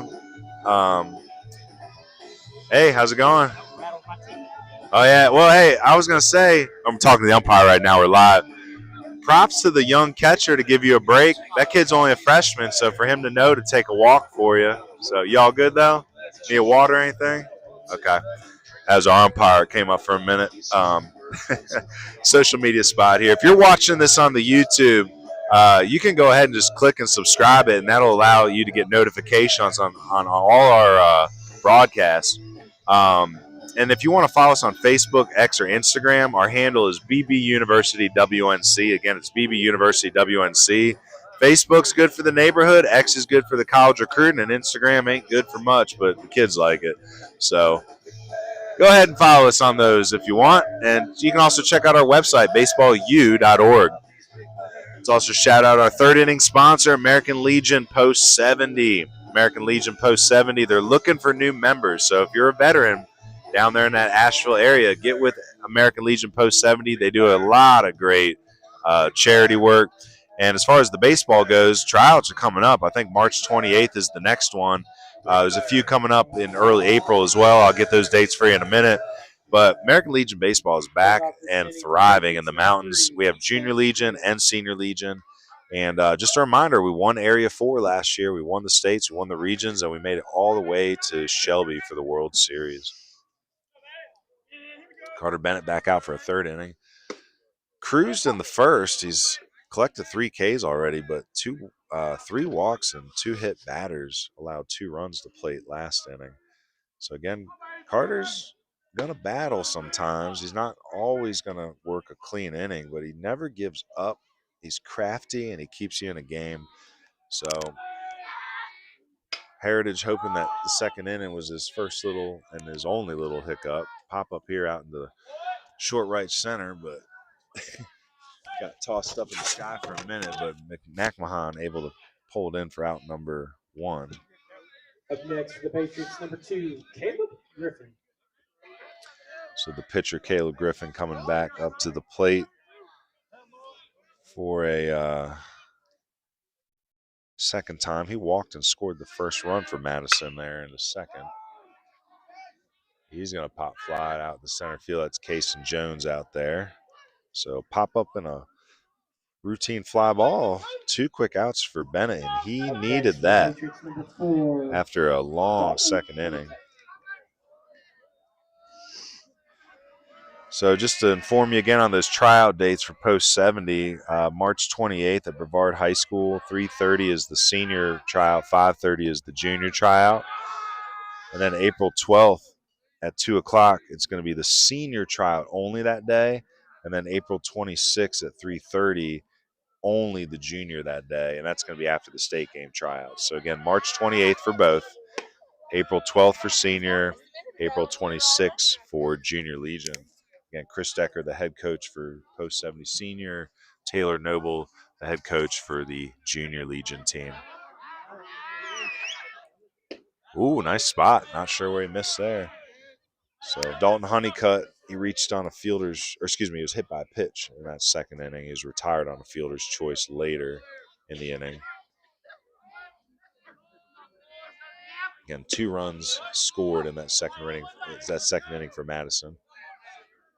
So Bennett working all the way back here. He's 3-1 now after that strike.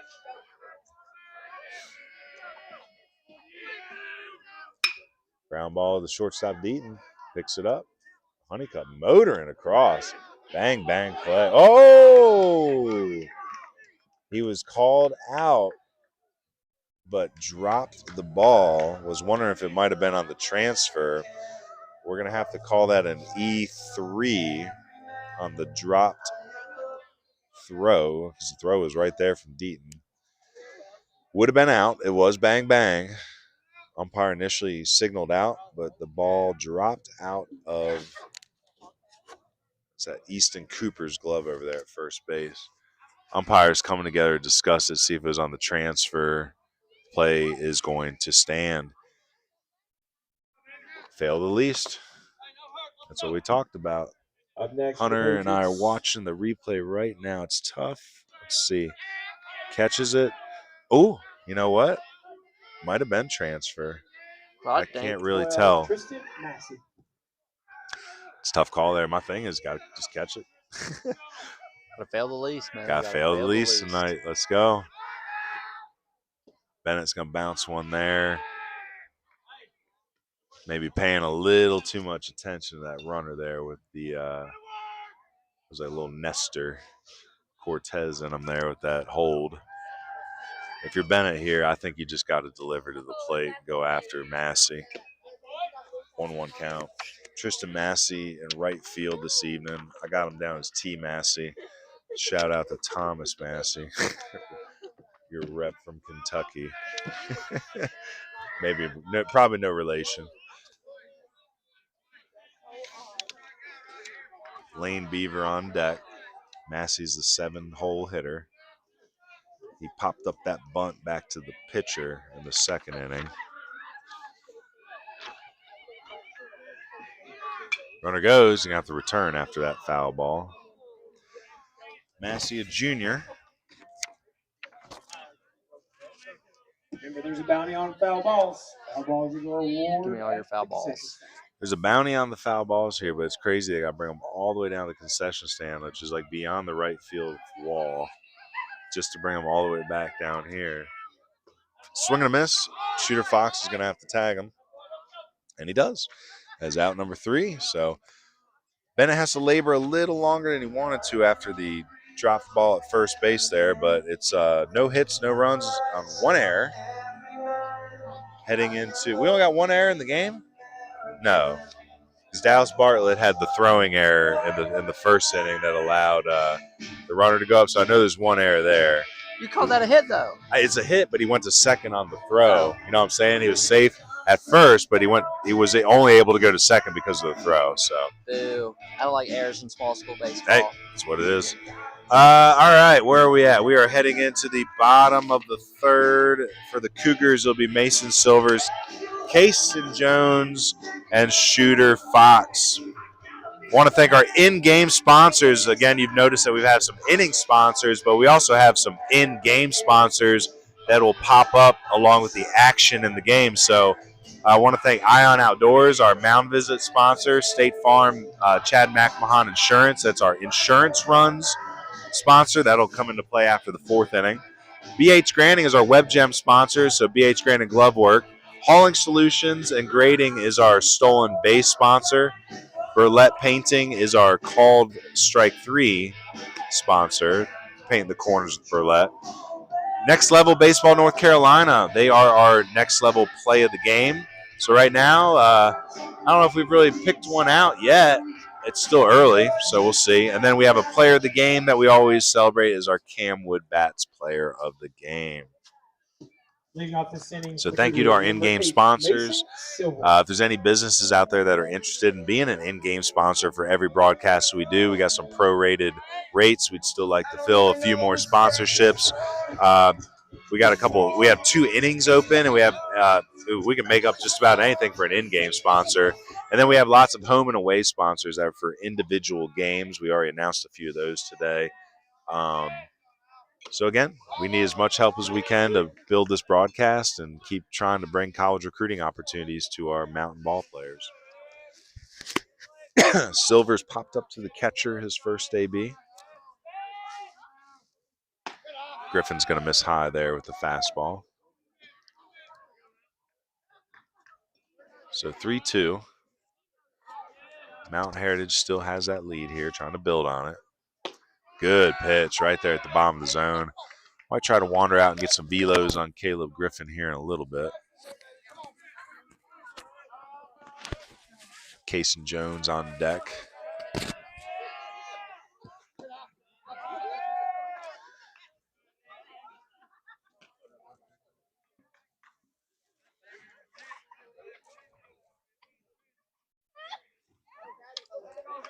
Sun's starting to slowly make its way over the horizon. I got another 20 minutes of sun. Full count now to Silvers. That's a nice view, though. I like Nice that. little fireball. It's got to be a beautiful thing to see as a Burnsville resident year in and year out. These beautiful sunsets. Strike 3 to Silvers. That's out number 1. Here comes Casey Jones coming down the mountain. It's a big-time athlete here. He had a home run against Swain last year that's still rolling. Out in center field this evening.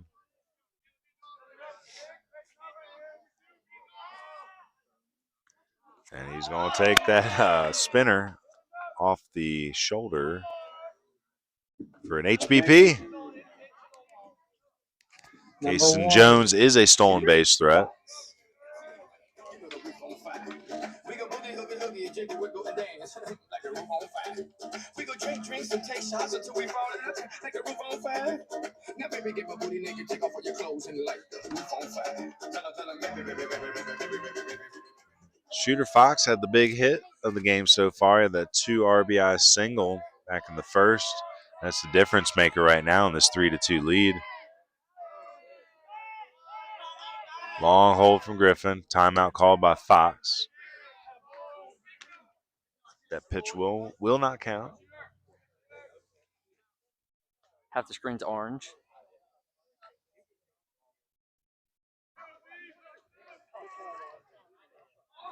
Not a big lead for Jones. Yeah, he's got some good foot speed.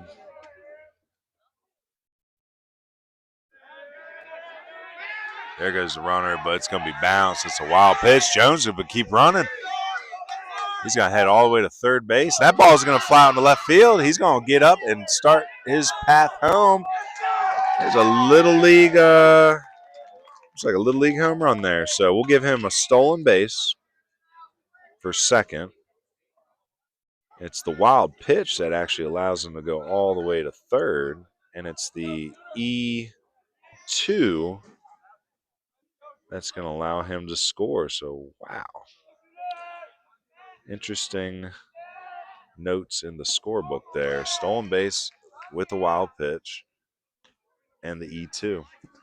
So, unearned run, but fail the least, and that's what you got to do. We talked about how Tipton's got a pretty well-disciplined Mountain team, but they're still going to make some mistakes. Mountain Heritage got to be ready to capitalize. And Casey Jones just put the team on his back right there. So maybe that's the leadership role we talked about. So 4-2 now, 1 out. Shooter up with nobody on, and a 2-1 count. There's a ground ball to third baseman Max Shelton. He's going to pick it up, throw across, but nice pick over there by Cooper. So 5-3 is the putout. 2 down. Liam McMahon coming up again. He hit a single back in that busy first inning. So he's working on a 1-for-1. Had some interesting scores yesterday. You want to tell them about that Franklin East Henderson game? It was at 14-13, I think. It was close, but I did not put up a scoreboard today. I usually try to do that each day, but been struggling a little bit to get everything in with short hours. 14-13, 13-12, something. High scoring affair over in East Flat Rock, excuse me. Yeah, St. Stephen's beat Freedom by 10 last night. East Burke beat High Brighton. Patton shut out Drone. So there's some interesting games, but my apologies for not getting a scoreboard out to everybody this morning. You were battling some issues. It's a slow chopper. Bartlett is cut off by Shelton, who tries to make the play on the run. It's going to be an infield hit for McMahon. So Liam, 2 for 2. Up next for the Cougars. It's a line drive in the box score. Number 12. South Caldwell beat Watauga 6-1 last night in Northwestern matchups. Ashe County took out Elkin in the Mountain Valley. Tuscola beat North Henderson 5-4 and 2-1. Oof. I was at those. Those were very tough for the Knights, but Mason Harrell looked very good on the mound. Peyton Maiden looked good on the mound. It was a North Wilkes beats Wilkes Central 10-1. That solidifies their spot in the rankings.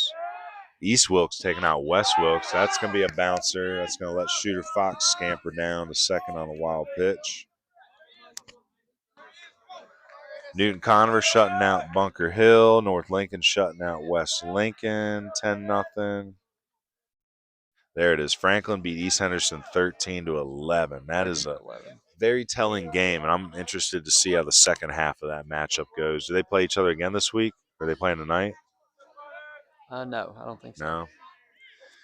Because I'm telling you, East Henderson's got the pitching. They have the athletes, but they have to just get over themselves and the stigma of not going to the playoffs for 12 straight years.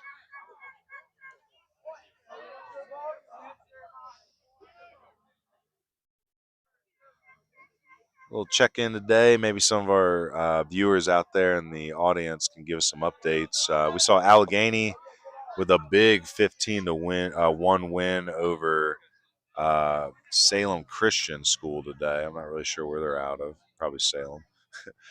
I believe TC is done with their tournament out there in Vegas and are on their way home after a 2-2 split.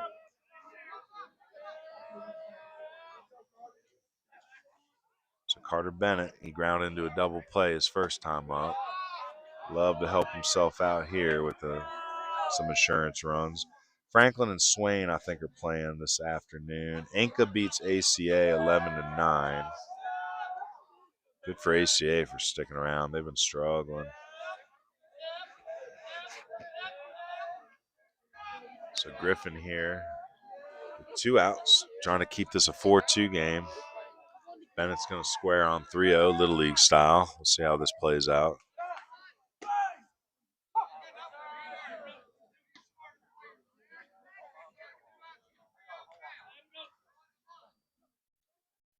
East Wilkes playing East Surrey and out of conference. Ooh, Ashbrook getting beat 9-1 by some team called Pobat. Not really sure who that is. I know Coach McClung's down there trying to motivate that Ashbrook group that's been struggling for years. They've won. There's a backside piece of hitting, but it looks like it's going to stay up just long enough for Massey out there. So we got a hit batter. We got a hit. We got an error. 1 run in. So it's 4-2 heading into the top of the 4th. It's going to be Beaver, Norton, and Bartlett coming to the plate. West Caldwell's got East Rutherford today. I'll probably be an East Rutherford W. Lincoln Charter's playing Sun Valley. ACA and Inca looks like they may be playing a doubleheader. Cherryville's up 4-0 over Patton. Alexander Central and McDowell just started.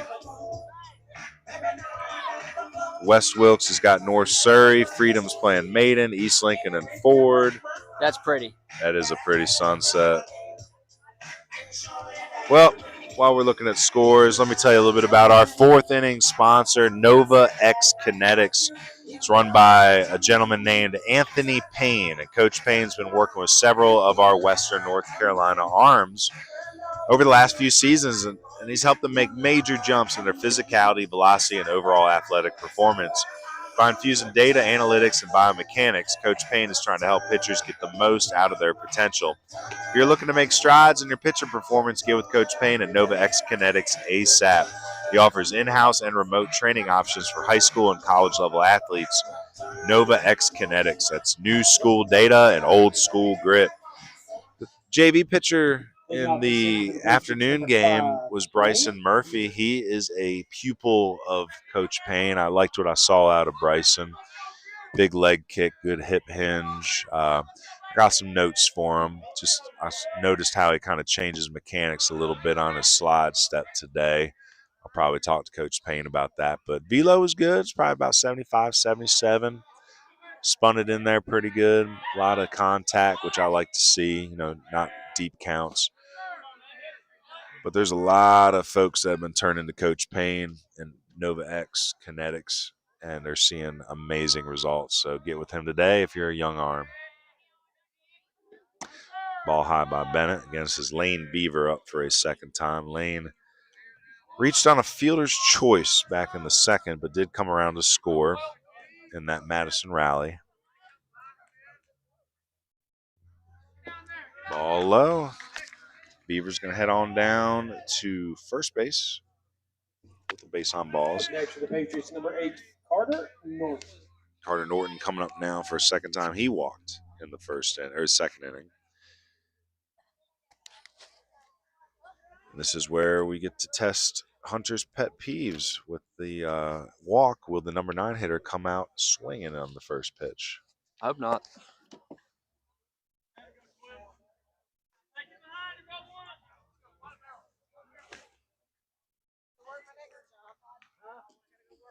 Well, that sun goes down. Temperature follows. Starting to layer up.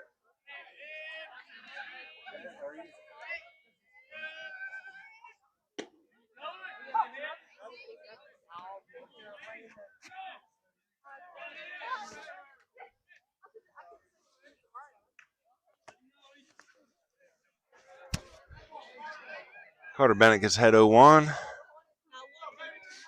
At the 9-hole hitter here, he's going to square the bunt. Back pick is going to sail over the first baseman's head. So Fox, with the throwing error, is going to allow the runner to advance. So E2. So now runner on second. Norton may as well stay in that bunt position now. See if we can get that runner over to third base for the top of the lineup. And Dallas Bartlett waiting on deck. Again, Dallas going to play for Montreat next year. Beautiful little school over there near Black Mountain. Good Christian college. It's got some solid degrees. Campus is real pretty. Bunt's going to drag foul. So it's going to be a 1-2 count here. We'll see if Coach Tipton's stubborn and makes him bunt it again. But yeah, I know Coach Beck's real glad to be getting Dallas on the roster. Montreat's done a good job developing some young players through the next level baseball program and then keeping some of their top guys for their college program. And Gray Reedy's over there. Caleb Bennett heading there next year from East Rutherford. Lane Plemons going to be joining Dallas there next year. Lane at Smoky Mountain.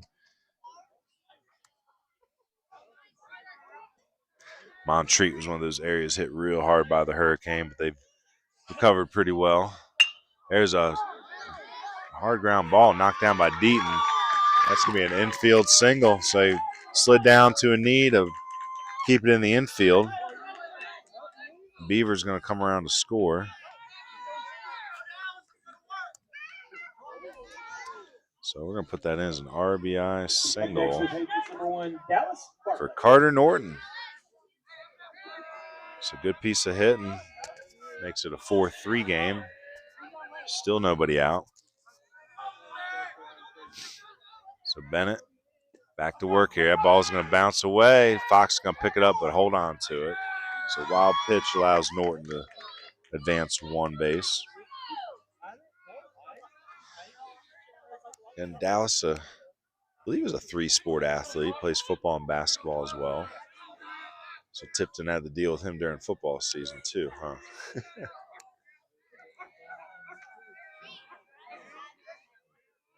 One dugout sounds like dogs, one dugout sounds like turkeys. Well, what was that? That was almost fail less. Almost. Got it. Fail the least. Like a half fail. Yep. Just got to play sharp baseball. That'd be a good motivational thing in a locker room or a clubhouse. Well, here, lead off walk, right? Then we have the throwing error. It's just that allows those extra chances, allows those runners to just move up and get in the scoring position. So even a little single like Norton's there that just moved deep into the hole is able to score the run.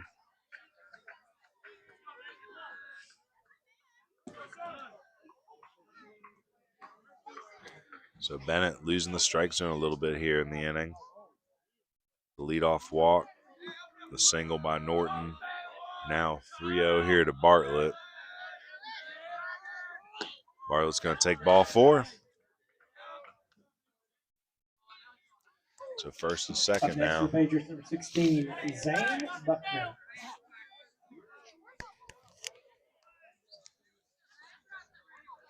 Buckner was up with the bases loaded in the second and took a base on balls RBI. 0 for 1 with a K and a walk. Say Bennett laboring here in the 4th. Bunt fouled by Buckner.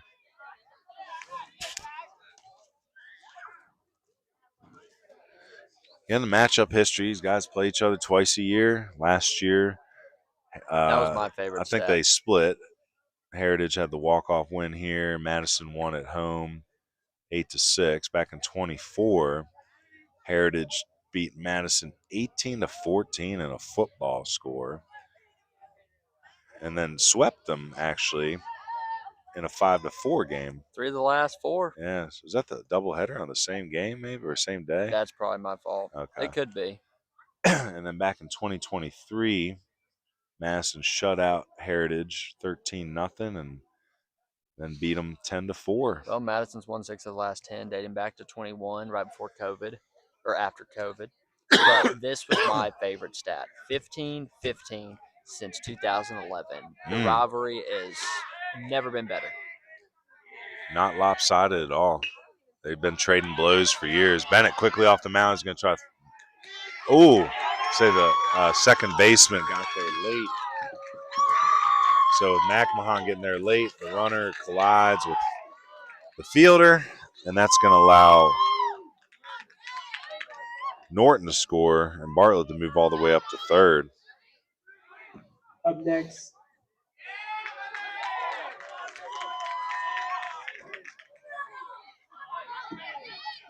for the Patriots, number 22, Max Shelton. So what do you give that? I think that's E1 on the throw. He was late on the throw, pulled him off the bag.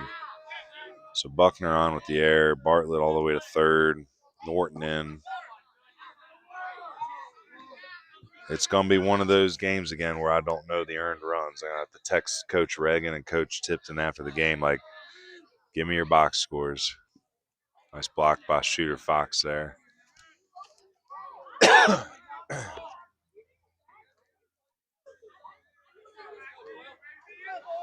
So still nobody retired here in the 4th. All tied up at 4, brand new ball game. Bennett here dealing to Shelton now. Shelton swings and fouls one in and out of the glove of Fox. Shelton had the single in the first inning, struck out in the second. He's got 2 runners on here. He's going to lift one on the right side of the infield. Looks like they lost it in the lights, and that ball's going to drop. Shelton never slowed down. And I guess we're going to have to put that in the box as a double and an RBI because nobody saw it. So couldn't make an attempt on it to make the error. So Bartlett in from third base. Buckner only moving up 1 there. Had to wait and see where the ball went. Shelton was off the whole time. He was hustling. So this ball has popped up. Almost a carbon copy of the last one. So peeling off into foul territory. And that ball is going to drop foul. So again, technically you could put that one in the book as an error too. Should I? I'm just trying to think about how they do it in the book. You know, is it like E3 because they dropped it? It's allowing the inning to extend. I didn't see it down the line either. Did you see the replay? I mean, I wouldn't give it that one. No. So 0-2 here. Bennett could definitely use a strikeout, and he gets one. So 1 down.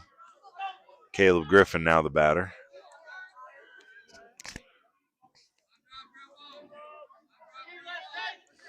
Up next, the Patriots, number 2, Caleb Griffin. Caleb Griffin, also the pitcher. Would love to give himself the lead here. Pops one up on the back towards us, getting close. Ooh. Hopefully everybody's all right. That ball was right into the lap of a gentleman sitting near us. So hopefully he's all right. So Caleb Griffin now with 1 strike.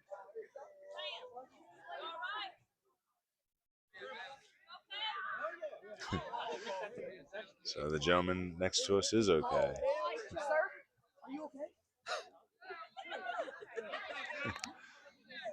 So that ball just barely creeped over the fence here and hit a fan in the lap sitting about 15 feet to the left of us. He's fine though, older gentleman. Batter now is still Caleb Griffin. He's working with a 1-1 count. Takes a pitch just above the hands.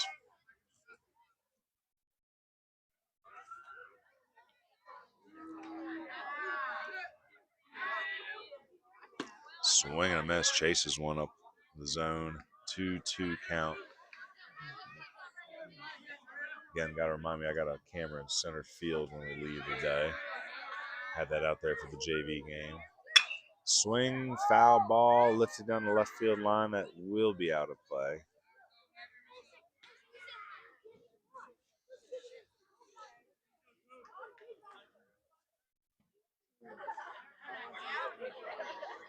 Bennett delivers quickly.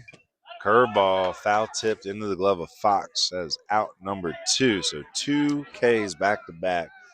Bennett trying to suffocate this rally on his own here.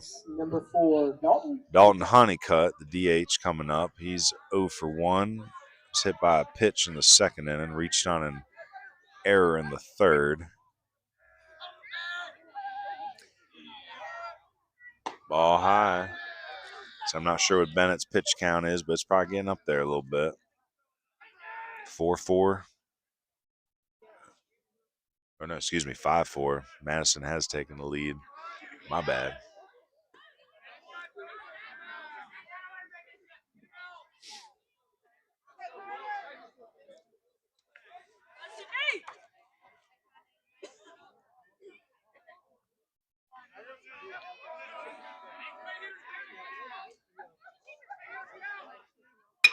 Swing and a drive, foul. It'll be 2-1 count.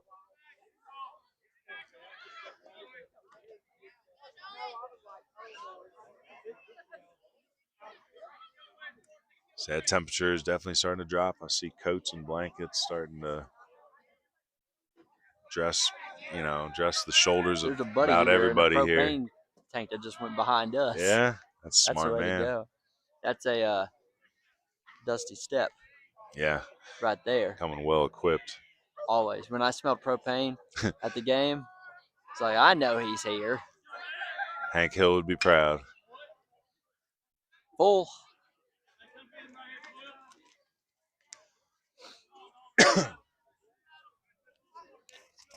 See, up top of the 4th inning. Little Dalton Honeycutt. Heritage 3-0, and then Madison works back 2 runs. Heritage gets that 4-2, and then now we're here. Another foul ball into the Patriots dugout. They got to duck clear of that.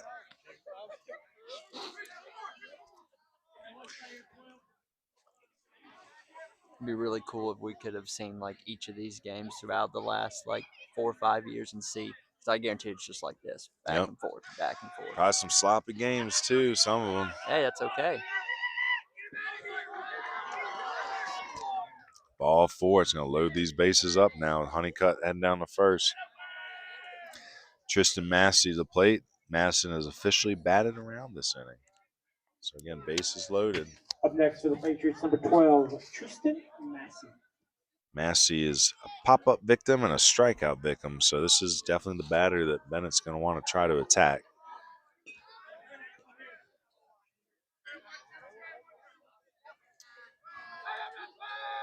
No early candidates yet, really, for...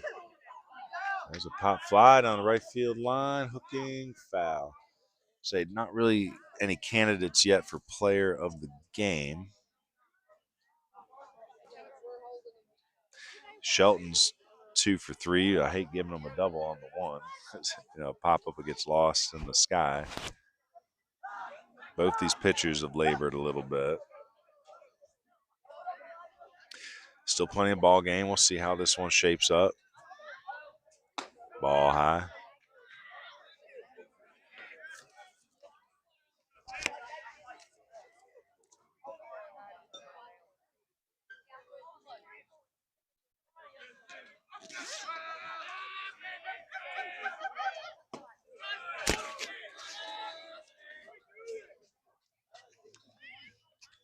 A big pitch kept coming here. Mountain Heritage needs to make a defensive stop here. Keep this game close. Madison with the opportunity to maybe put up a big old crooked number already with a 3 spot here in the 4th. It's got to limit the damage. Can't let Madison pull away too much.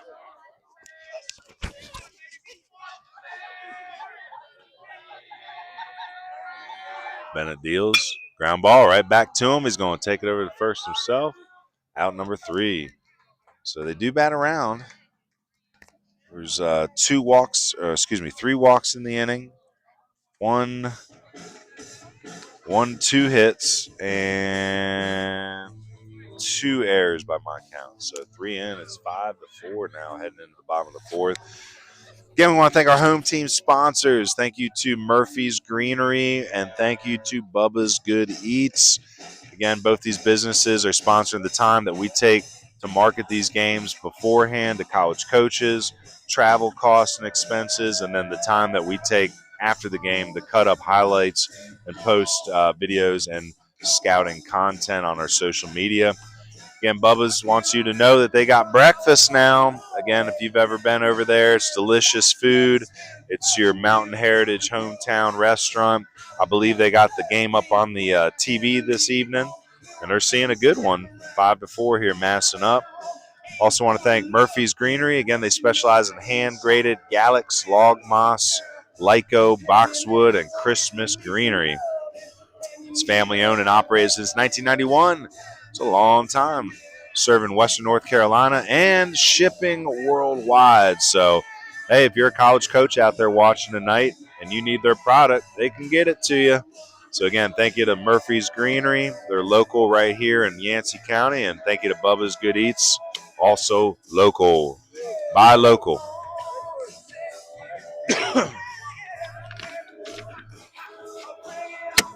Well, in the bottom of the 4th, it's going to be bottom of the lineup. Aiden Honeycutt, Taylor Bryant, and then back up to the top in Easton Cooper. Leading off this inning for the Cougars, number 17, Aiden Honeycutt. Aiden was hit by a pitch back in the 2nd inning, but then quickly picked off second base. So, second AB here, he's technically 0 for 0.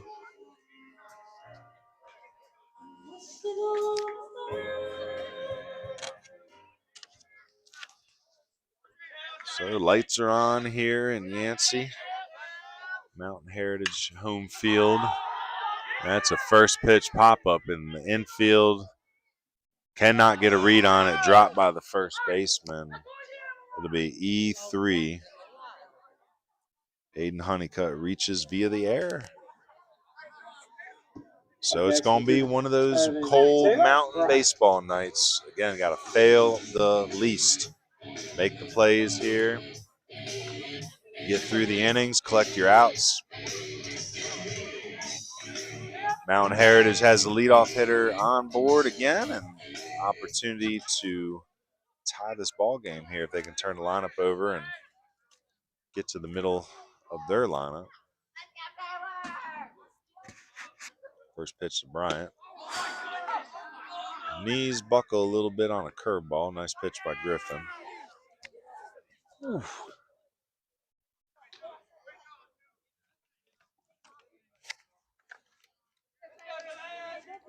Go walk over here and see about getting a couple velocity readings.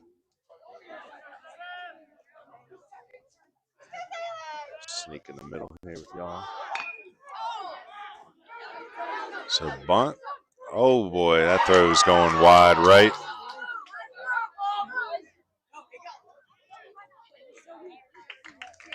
So nobody out.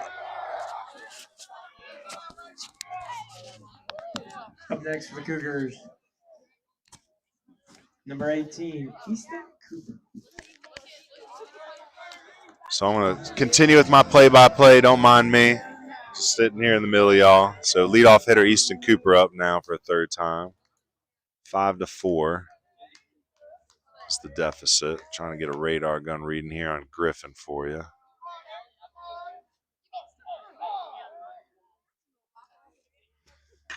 Fastball 79, hit left field.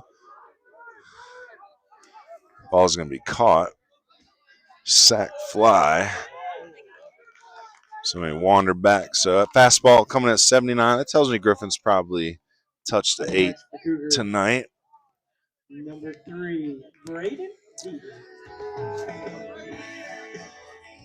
All right, so help me out there. That was a bad throw. You know what position threw that there and the guy before him? I saw the first baseman went off his glove. I guess I could call it an E3, but where's that throw coming from? The pitcher, the third baseman? He's something, so.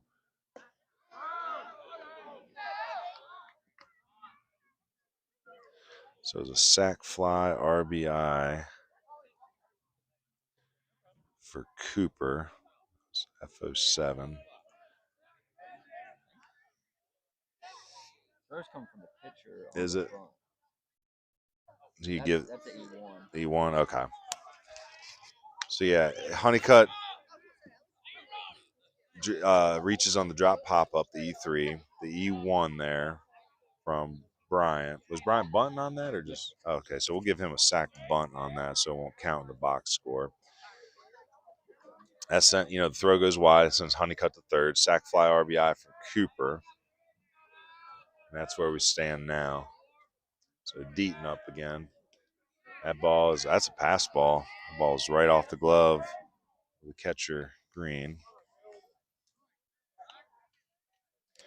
So with 1 out, runner on third here. This score is tied again.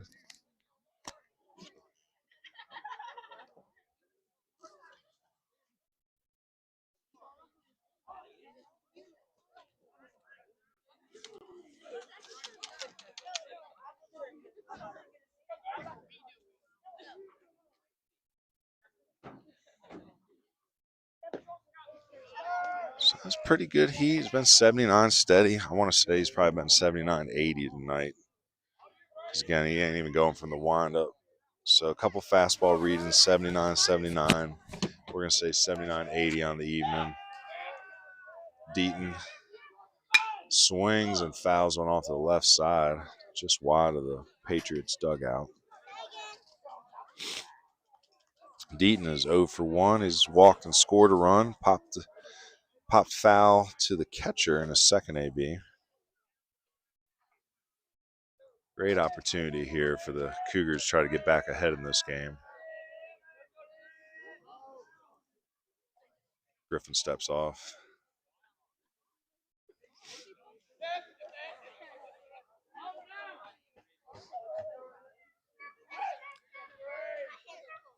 So the sophomore pitcher's been battling. He's thrown pretty well. There's a tapper foul. So 3-2 count. It stays. So they got to him in the first inning a little bit. They were earned runs, but he's kind of settled in since. The third inning run was unearned. The fourth inning run was unearned. So of the 5 runs, I believe only 3 are earned, all in the first. Ball wide. That's ball 4. So first and third here. Up next for the Cougars, number 8, Mason Silver. And with first and third here, we'll see if Coach Reagan's got anything on. Again, they're in the middle of the order now with Mason Silvers up. Only 1 out. And powerful Kaysen Jones on deck. Kaysen had a bunt base hit in the first inning. Beautiful bunt. That shows you what type of prospect he could be. He can put a bunt down, has that speed, that center field athleticism, and he can also hit a ball a country mile. The old third to first pick play. No, nothing's going.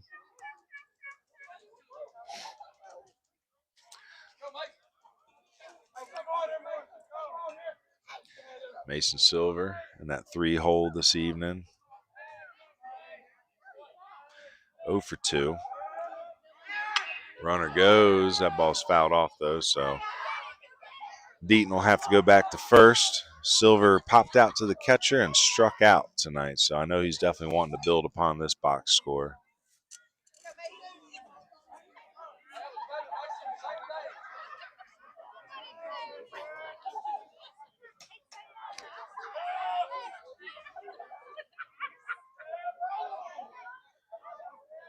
All right, this big pitch coming here from Griffin. Long look into his catcher, Green. Runner goes again. The ball's high. Throw's going to go back to third base, and it's going to scamper into left field. So that throw. Oh, they're going to call batter's interference here. So they're going to call batter's interference. They're going to say Silvers is out. That means they're going to have to send the runners back to their original bases. I mean, he came out shooting down to third base. That's not bad. Not on the steal, but to try to get the lead runner.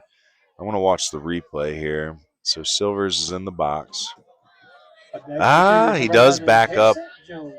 He does back up, but like he thinks the throw is going to second, so he's backing up right into the catcher's path. So I don't hate the call, but I don't even know if that. I don't know if Shelton was there to field the ball anyway.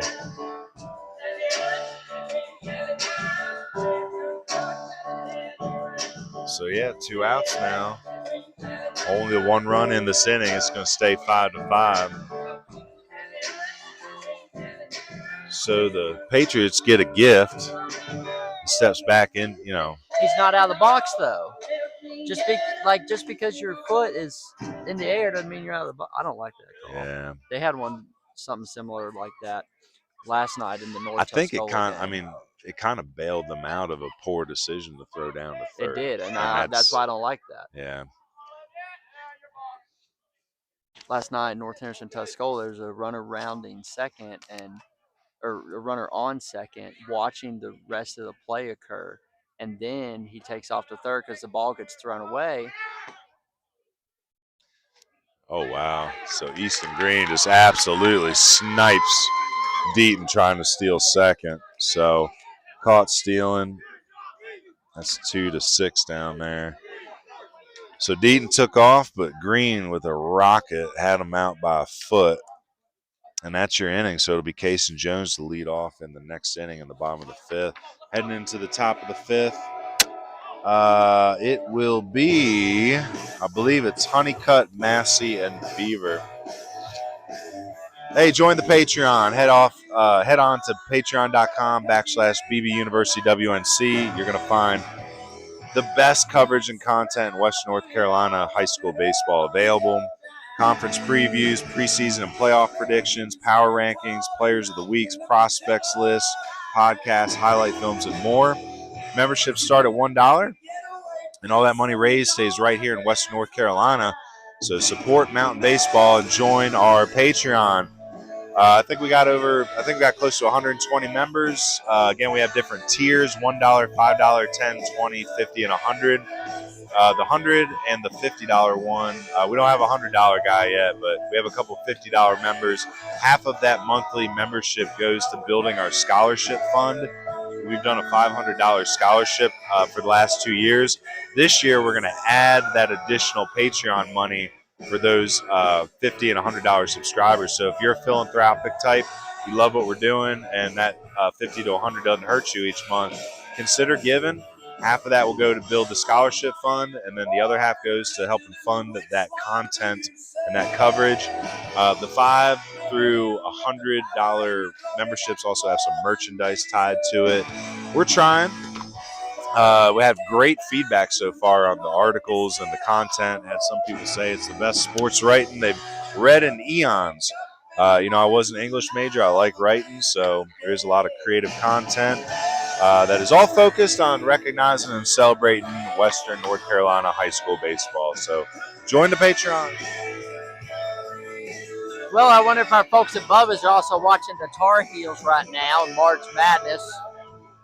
I know you don't care. I mean, I like basketball. I played high school ball. So it's going to be Lane Beaver, Carter Norton, and Dallas Bartlett to lead off here. I was a little off on my prediction. They batted around last inning, so that fourth inning block's a little sloppy.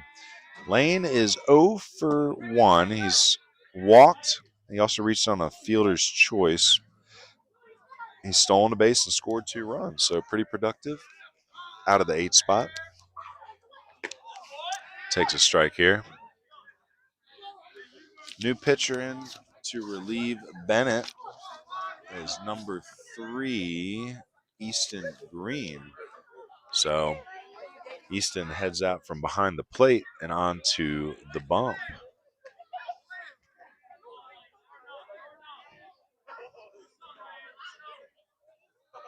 Oh, wait, excuse me. I got that backwards. As Braden Deaton, I had the wrong scorecard out here. So Braden Deaton doing the pitching now. I apologize. So Carter Bennett's day is done. Carter works 4 innings. Gives up 5 runs. We're going to try to figure out how many of those were earned. Those 2 were earned. Oh, little floater there from Deaton. Fouled off.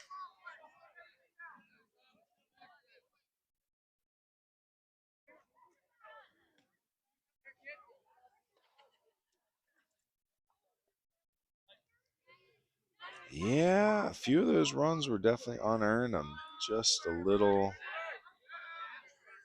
I'm just going to keep it at 5 runs for now. But I want to say maybe 3 of them were earned.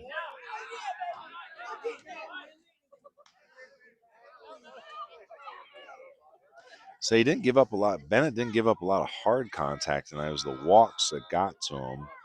So from my book, I think he only gave up 3 hits. That's what you got too. Had some strikeouts. Struck out 2, 3, 4, 5, 6 batters on the evening. Now, Deaton in to relieve. So again, 4 innings pitched, 5 runs on 3 hits, 6 Ks. It was the walks. 1, 2, 3, 4, 5, 6. 6 walks. That's what got him. And had a couple hit batters with it too. So ball 4 to Beaver. There'll be a leadoff base runner here for the Patriots. Leave it to Beaver. Patriots number 8, Carter Norton. What's up? Said leave it to Beaver. Leave it to Beaver. Great show. Leave it to Beaver. He's down on first base. Carter Norton now up. Carter's 1 for 1. He's got a single and a walk. He scored a run and knocked in an RBI. 5-5 is the game here. Carter Bennett will have a no decision today as well, as this is a tie game upon his removal. So 6 Ks, 6 walks. So number 9 hitter, Carter Norton, squares to bunt, pulls back. The last time this series held a team below 5 runs was back in 24, and Madison lost 5-4 right here. But so we're going to assume that it's probably going to be a few more runs scored this evening. Runner goes, throw down by Fox.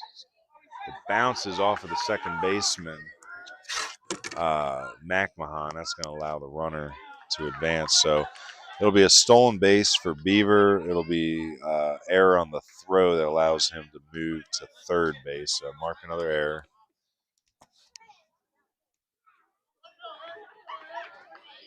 With the runner on third here, I'm assuming he's probably not going to be bunting anymore. So I was able to get the runner moved over. Well, he is going to square. He's going to push this ball up into the air off to the first base side, but it's going to hit the ground before Cooper can make it over to make a play. Or excuse me, that's Carter Bennett over at first base now. Is that a 2-2 count, 3-2 count? I got full. 2-2 from Mr. Umpire. Well, Ground ball to the first baseman, picked up by Bennett. He's going to be able to hold the runner at first base, so no advancement. So 1 out. That runner, Beaver, stays at third. Now bring Dallas Bartlett up. Patriots number 1, Dallas Bartlett. It's a good position for Bartlett to be in. 5-5 tie. He'd love to give the Patriots the lead here. Say Dallas, a good base hit here might put him into talks for play of the game or player of the game. So we haven't really had anybody jump out at us yet for a stat line. And we haven't had any crazy defensive plays yet or offensive breakthrough plays yet either. Swing and a drive. So they got a little bit of that, but it's going to twist foul into the trees down there. I've clipped a lot, but nothing really that screams next level play of the game. Well, it's a 5-5 tie. I'm sure there's going to be a big play that puts one of these guys ahead. Be. It could be right now. Swing and a drive. That ball is going to hang up in center field for Jones. Runner tags. Beavers all the way in.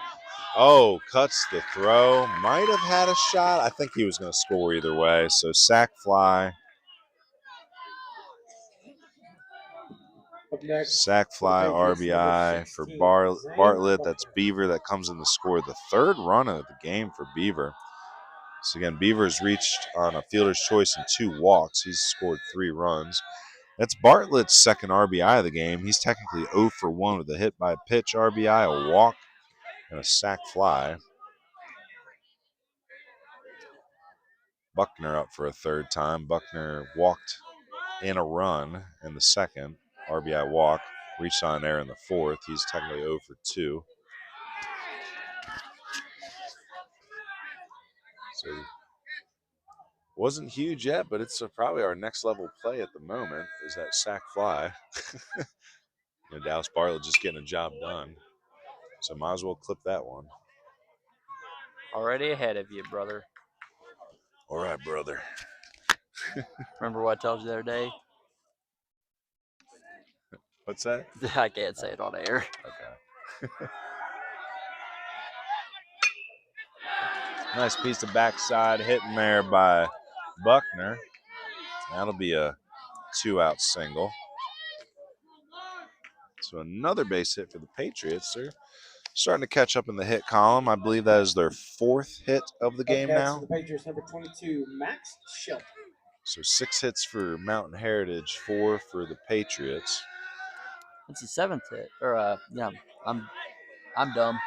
Max Shelton, he's got a fun-looking base or batting line, but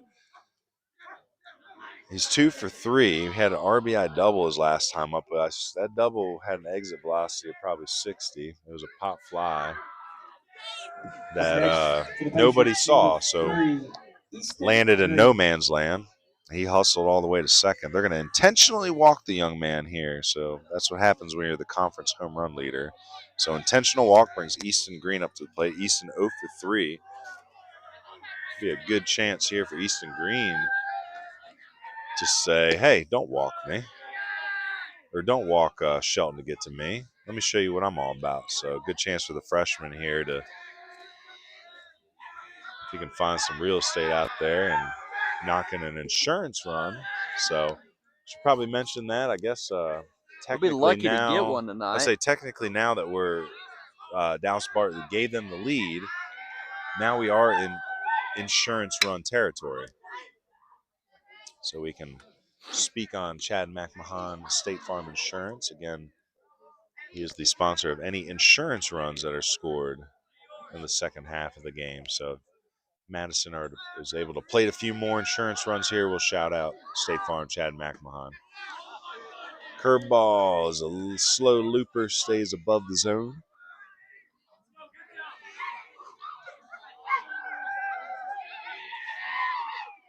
Oh, he hits him. And it's getting chilly, so that one's going to sting a little bit. So bases loaded now. It's going to be Buckner to third, Shelton to second, and that's Green heading down to first base. It'll be Caleb Griffin. So again, the starting pitcher of this game. Coming to the plate, he's 0 for 2. He has a walk and a run scored. So we got a pinch run for the catcher. Up next for the Patriots, number 2. I think it might be Kevin Wyatt Schufert out there. Is that number 6? So courtesy runner out there. I believe it's Wyatt Schufert, the senior. We have a mound visit here. Again, mound visit is brought to you by Ion Outdoors. Ion Outdoors making masterful pools and outdoor patios and backyard kitchens. So if you're working on some sort of dream project in your backyard, hit up Ion Outdoors. You can check them out on IG and FB. IG. Since when do you Instagram use and Facebook. acronyms? I mean, I don't know. Like, I just feel like Instagram is like kind of cool for maybe art and creative output, you know? But I don't really know what purpose it serves for college recruiting other than like, hey, look at me. You know, I got some cool pictures or something.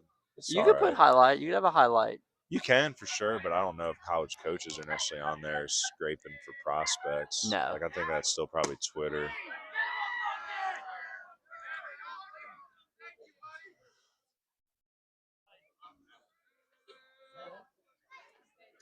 It's a big pitch coming up here from Deaton because, you know, you're down 2-0 in the count and you need to stay in this AB and try to get this out and keep this game 6-5. Say it's getting chillier. There's going to be more mistakes made. You got to keep failing the least, right? So make a good pitch here. Fielder's got to be ready to put it away right now. Yeah, I have to say that ball's into the netting. Well, there's been about technically 4-4 on the failure count with the error count, but hey, there's 5-5 on the runs now. So 6-5 on the runs. Ooh, ball up. It's going to be 3-2 count now. But what they say, baseball is fun. There's a quote about failure. I just lost. It's unpredictable. It's crazy. Anything can happen. Swing another foul ball. Say runners should be running on that play because it's 3-2 count. The runner on third knew it, but the runners on first and second were not moving. So fail the least here, boys. Let's go. So got to get those feet moving on a 3-2 count. Ooh. That was ball 4. Could have been. Say right up on the hands of Griffith. Fouls it off. New life here. Have an excuse me check swing. It's a big pitch coming from Deaton here. Swing and a miss, strike 3. I mean, that's up for next level play of the game right there. Bases loaded, strike 3. Trying to keep it 5-4, 6-5. So what we got here? We got 2 walks, a hit batter, 1 hit. I got an error. 1 run in. It's gonna be 6-5. Heading into the bottom of the 5th. Case and Jones, Shooter Fox, and Liam McMahon are your batters. Again, I want to thank the Madison sponsor today. The away team sponsor is Appalachian Tire and Wheel.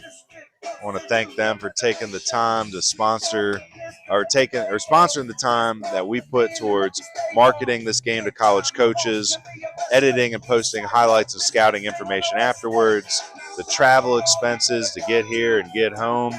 And again, Appalachian Tire and Wheel is a late addition, but we are glad to have them. And we're big fans of their logo because they're kind of similar to the Baseball University logo. So again, thank you to Appalachian Tire and Wheel. They're located 2570 beside Brush Creek Store in Marshall. You can visit them for all your tire and routine vehicle maintenance needs.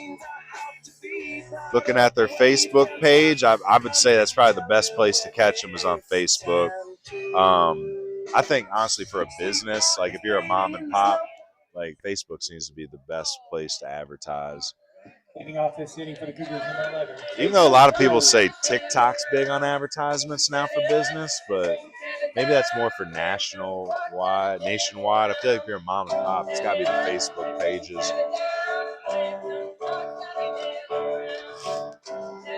Casey Jones, I believe, is he a tight end? I forget what position he played, but he's a big-time college football recruit.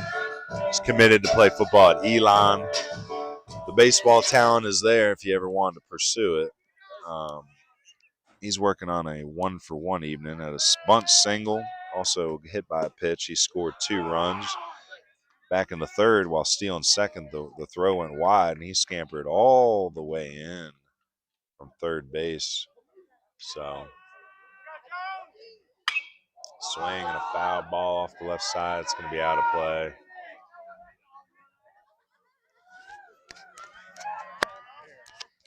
Again, Casey Jones is a big part of the Mountain Heritage success last year that drove him to the third round.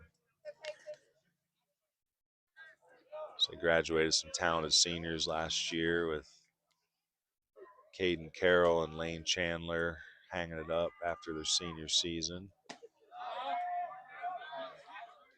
But with those two, along with Casey in the middle of that lineup last year, that was a pretty formidable group. And Cason's the loud bat in the middle of things this year. We saw he can put a bunt down, though. He's got that speed, good athlete. So Griffin's going to step back here, reset.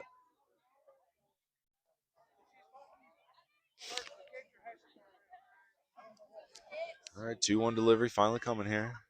Griffin delivers, swing and a foul back, or even it up 2-2. Well, World Baseball Classic is over. That was fun. Venezuela, I found myself rooting for him too. Now, granted, I was watching more highlights and things like that. You were watching more live. Although that one evening when you texted me Bryce Harper's name, I knew exactly what was happening. I was like, oh, Bryce, like you texted me with anger. My other friend texted me with delight because he's a big Bryce Harper fan. When I got simultaneous text, I knew that, like, well, Bryce Harper did something, and he's yelling, "Look at me," very loud as he runs around the field. Strike 3. That is a big pitch from Griffin there to get the dangerous Casey Jones. Up next for the Cougars, number 1, Shooter Fox. Mr. Worldwide to infinity. You know the roof on fire. And this is where an 0-6 team is going to have to really dig down and have leaders step in and not point fingers. And, you know, it's easy to get down on yourself when you're 0-6. You know, I was talking to some of the West Henderson players after the game on Tuesday. They're 2-6, right? But there's still so much time left, especially in conference play, that when times get tough, leaders take a deep breath and try to salvage some of the good, some of the silver lining, and help coach put a plan together to make adjustments, get better, shake things up, get into your teammates if you have to, be the hardest worker at practice, be the first one that shows up, last one to go home. So that's what Mountain Heritage needs right now, is a couple of their top players to take that role, because this is a good baseball team, but they've come out this inning as if that 6-5 deficit is 10 runs. You know, this is a close game, so they got to keep their confidence up here. Got very quiet after that strikeout. Hot fly. That's another one heading back into the woods. Say some fields are better than others when it comes to foul ball retrieval. Mountain Heritage is a tough one.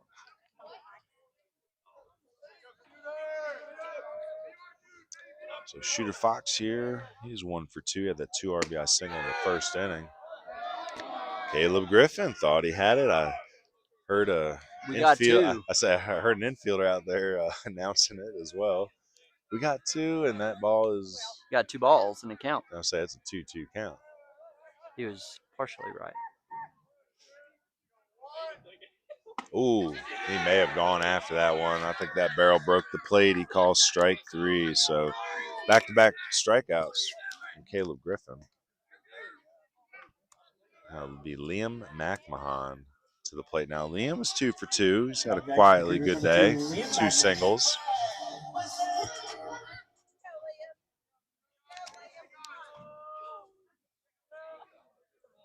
Swing and a miss. say Griffin's really settled in after that first inning. He's only allowed the 2 runs since that tough first inning, but both those runs were unearned. So again, after a tough first inning, it's 1, 2, 3, 4, working on a 4th straight inning of no earned runs. Like I said, he's given up 5 total, but he's kept his team in this game and allowed them the opportunity to claw back. You know, hasn't been pretty, but small ball. Dallas Bartlett with the sac fly puts them ahead last inning. So Patriots up 6-5. Griffin 1 strike away from potentially striking out the side. Ooh, this is high. Say if he strikes out the side here, that's a next level baseball potentially That's what I play of was the game, thinking. because you know he comes in after they get the lead last inning, just putting his foot down, says, "Hey, 1, 2, 3, strike you all out." Griffin delivers. Oh, and he gets it. That is a big strike 3, a big momentum changer. The tide is shifting here in Burnsville. Madison, 3 straight Ks from Griffin. We're going to head into the top of the 6th. It'll be Dalton Honeycutt, Tristan Massey, and Lane Beavers. A nice job by Griffin there. I guess Griffin's making a play for player of the game too. It ain't been pretty, but just staying steady Eddie in a sloppy game. So, yep, heading into the top of the 6th. Let's tell you a little bit about our social media spots again. Again, we are on Facebook, we're on X, we're on Instagram, and, of course, we're on YouTube. You're watching it. So if you're not subscribed to the YouTube, just take that finger of yours and click that subscribe button, and we appreciate that. It helps the algorithm, helps get our name out there. Instagram, X, Facebook, you know, we got over 1,000 followers on Facebook and Instagram, and we got over, I think, 6,700 on X. We appreciate it. We're a mom and pop. We're not trying to be national. We're just trying to dig our heels into Western North Carolina and help you all with your recruiting. So follow us on social media. Spread the word. Leading off the Patriots is setting number 4, Dalton Honeycutt. Dalton Honeycutt was hit by a pitch back in the 2nd inning, reached on air in the 3rd, walked in the 4th, so technically 0 for 1.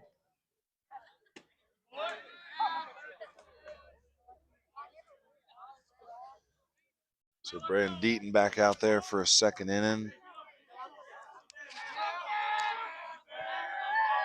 Sac fly in the 5th inning against him was an unearned run, technically.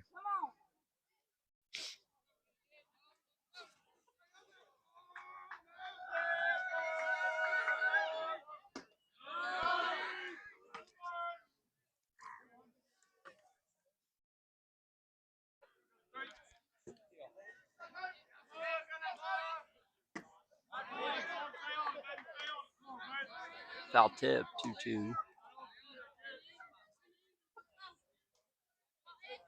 What are you thinking about? Trying to figure out if that's an unearned run or not in the 5th inning here. I hate trying to figure all that out. There's a swing and a drive. So Honeycutt gets into 1, but Kason Jones and that athleticism races it down in center field. Yeah, because last inning was a leadoff walk, and then Beaver stole 2nd to throw in wide. He went to 3rd. 12, Then Norton ground out to 1st that held the runner, and then the sac fly. So it's like he would have never gotten to 3rd technically. But, I mean, if he stole 2nd there and then the ground ball went to 1st, he would have been at 3rd anyway for the sac fly. It's like, I don't know how all that works. So anyway, Deaton's come in and done a noble job. It's a quick first out here. Ooh. This is high to Massey. So there's still plenty of time here for Mountain Heritage. Like, they need to get a little bit more intensity. That last inning was a whimper, and they need to come out here and have a quick 1, 2, 3. Oh, say Bennett's gonna have to hustle. Deaton was late getting over, so takes it himself. 2 down. Lane Beaver up for a 3rd time again. Lane has been pesky today. 2 walks, reached on a fielder's choice. He's stolen 2 bases, scored 3 runs. I mean, it's a good box score. He's making things happen.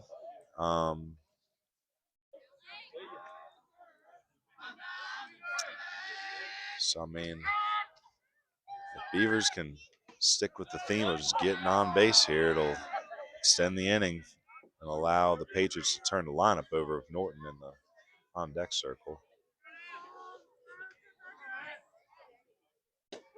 Ball low. 1-1.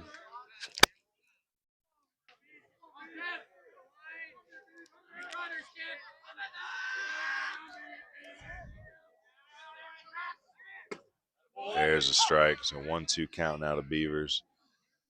Say it was a warm day. It was 69 degrees at Nice. game time. Or no, 59 degrees at game time Not start. nice. And now you see all these kids that started with short sleeves on today. I'm wondering if they're starting to feel the nip of the cold. Foul ball.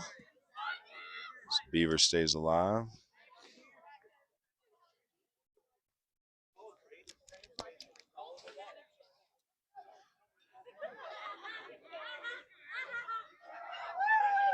One-two delivery. Beaver gets just a piece again.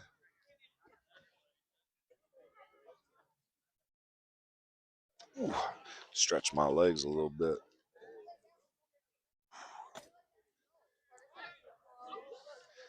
So yeah, bottom of the sixth here, or excuse me, top of the sixth. Game's moving right along. Ball high. Twos. Wild. So we haven't seen too many web gems yet. Kason Jones has run a few down center field, some BH Granning glove work. Saw the throw down by there's strike three. That is a big K. That is exactly what they needed. But again, not a lot of intensity coming out of that dugout after that strike three compared to Madison when they struck out the side last inning. So they got to find some energy over there. But 1-2-3 inning. Heading into the bottom of the sixth. It's going to be 7, 8, 9, Bennett, Honeycutt, Bryant. Let's take a minute to thank those in-game sponsors again. Thanks to Ion Outdoors, our mound visit sponsor, Chad McMahon, State Farm Insurance. Haven't been any insurance runs just yet, but there may be. BH Granning Landscaping, they're the glove work web gem sponsor. Hauling Solutions and Grading, our stolen base sponsors. Burlett Painting sponsors all called Strike Threes, painting the corners with Burlett. Starting to look around for a next level baseball play of the game. I really like that striking out the side there by Griffin in the last inning. And then keeping an eye out for our CamWood Bats player of the game as well. Say it's getting later in this game. We're going to have to start figuring out some box scores soon. But in the meantime, Carter Bennett's going to try to get things going here for the Cougars. I'm going to go pull out some of these hot hands, get my hands warmed up. You need a pair? I'm good.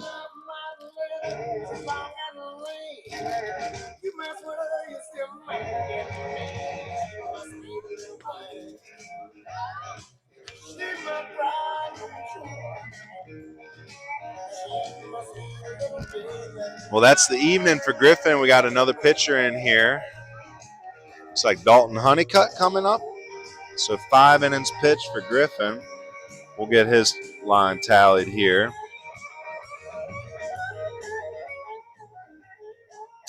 So I believe, again, I'm not perfect at these, but 5 runs. I believe 3 of them were earned. Griffin gave up 1, 2, 3, 4, 5, 6. 6 hits on the evening. Struck out 1, 2, 3, 4. Struck out 4, 3 of them in that last inning. Oh, boy. Walks, let's see, 1, 2 walks. Bunt here. Honeycutt quick off the mound. It's out number 1. So 1-3 on the putout. Up next, the Cougars number 17, Aiden Honeycutt. So he had 2 walks and 2 hit batters. So he's in line right now for the win. Again, that's Griffin, Caleb Griffin. So 5 innings pitched, 5 runs. I believe only 3 were earned. It was on 6 hits, 2 walks, 4 Ks. So Griffin in line to be the winning pitcher. This is, I believe, Dalton Honeycutt on now. There's a ground ball to short. Bartlett in. He's going to pick it up, throw across. Foot pick gets back down for out number 2. So throws a little high, but Dallas Bartlett's high motor came in and got it. Cold hands, throws it across, up and down. Is the first baseman. Up next for Cougars number 7, Taylor I Bryant. think it's Bieber over there. Gets back on the bag. So 2 quick outs.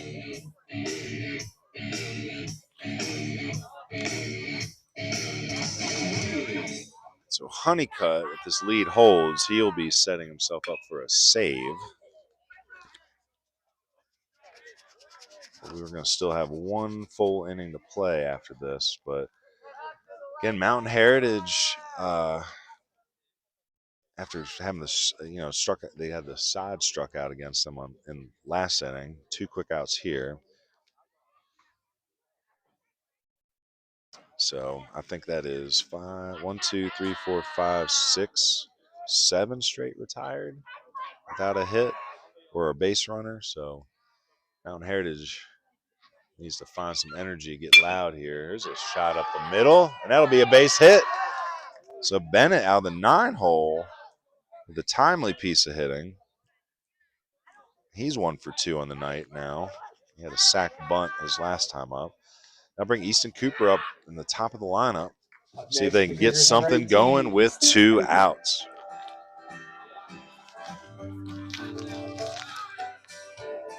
So Coach Reagan will have to get something cooking here. Got a tying run on base. And Easton Cooper, a sac fly RBI. That's a wild pitch. That's going to allow Bryant to move up.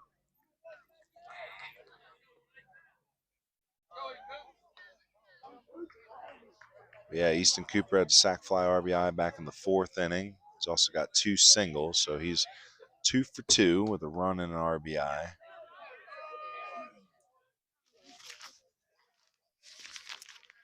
Two outs here. Honeycutt comes set.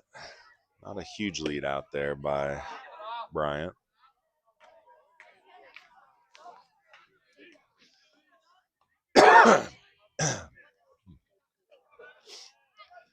It's a big spot here for Cooper. He's the hot hand right now.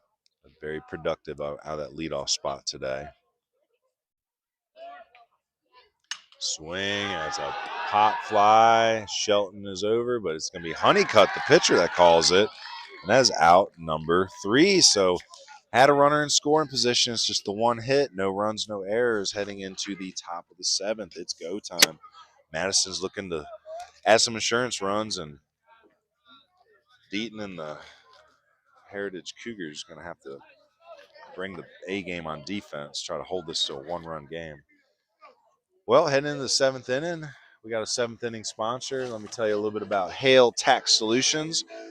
Big fan of Hale Tax Solutions. They are the official tax preparer of Baseball University. They've been in business since 1997. And we like them because they're former IRS agents that understand the tax system's complexities, and they can guide you to your maximum returns. Meaning, they've been on the inside. They know what it looks like, and they want to help you. They don't want the government to win, right? So they want you to get as much of that tax money back as possible. So they're going to perform all categories of tax returns, including personal, corporate, trust, estates, and nonprofits.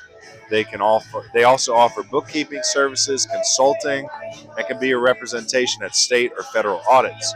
With tax season in full swing, give Hale Tax Solutions International a call at 828-435-6082 today to schedule your return. Woo! Leading off this inning for the Patriots, number 8, Carter Norton. So starting at the bottom of the lineup here, it's going to be 9-1-2, Norton, Bartlett, and Buckner. Braden Deaton out for a 3rd inning. He had a 1-2-3 last inning.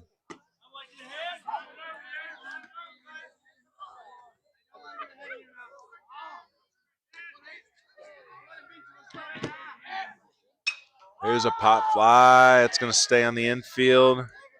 Shortstop calls it off, comes over and makes the catch for the first out. So who's at short now? That is, Up next for the Patriots, number 1, Dallas Bartlett. that's Liam McMahon that's moved over to short with Deaton pitching.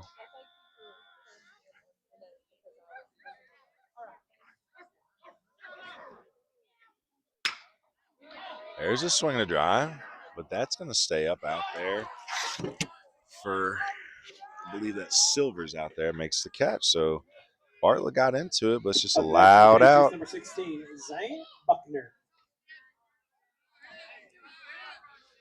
So Dallas finished his day 0 for 2. He had a walk, a hit by a pitch, 2 RBIs, and a run scored.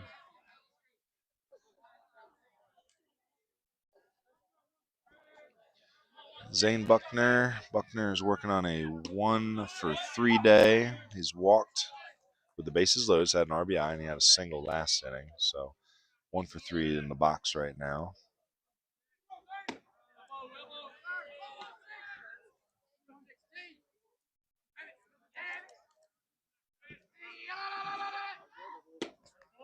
Ooh, I don't know where Deaton missed on that one. It looked right there, but it is what it is.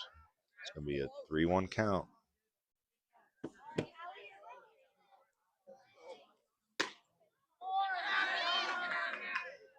It's going to be a 2-out walk. Buckner heads on down to first base.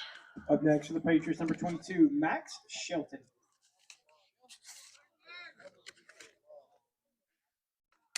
Shelton up now for a 5th time. He's intentionally walked his last time up.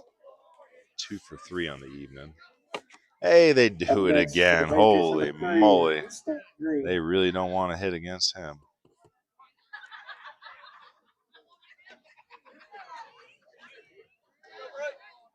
So Shelton on the day is 2 for 3 with kind of a double. 2 walks and an RBI. He stole a base in there too.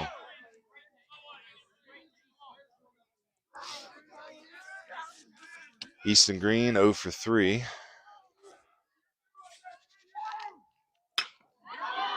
Maybe not for much longer. That ball is deep to left field, and that is over the head of Silvers. 1 run is in. 2 runs is in. Is Silvers okay out there? Silvers is hurt.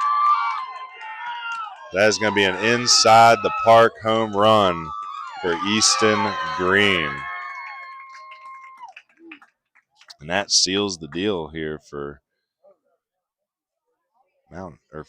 Madison, I believe. I hope Mason Silvers is okay out there. There's 2 runners on there. So 3 RBIs. Well, let me redo some things here. So 1 for 4 with a home run. 3 RBIs. Oof, that's something. I hope Mason Silvers is okay out there. He just hit the ground, and that allowed Green to just motor all the way around for the inside of the park home run.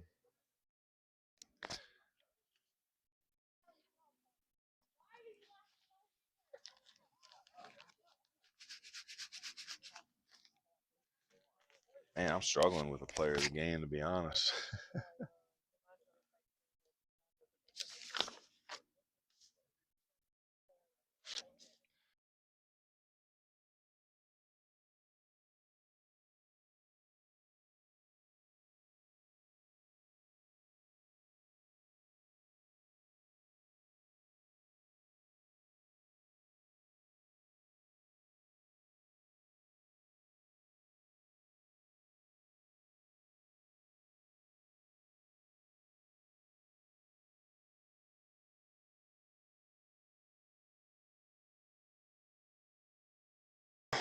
We're taking some time here to see what's going on with the injury. Trying to go through some box lines and figure out who should be our player of the game. Right now, Dallas Bartlett is 0 for 2 with a walk, hit by a pitch. He's got 2 RBIs with the sac fly. Zane Buckner 1 for 3, 2 walks and a ribby. Max Shelton 2 for 3 with a double, 2 walks and RBI on a stolen base, but that double was a lost in the sky double. Easton Green now 1 for 4 with a home run and 3 RBIs. You hate to see it come like this, but he did hit the heck out of the ball there. Caleb Griffin's coming up again. He's over 3 with a walk and a run.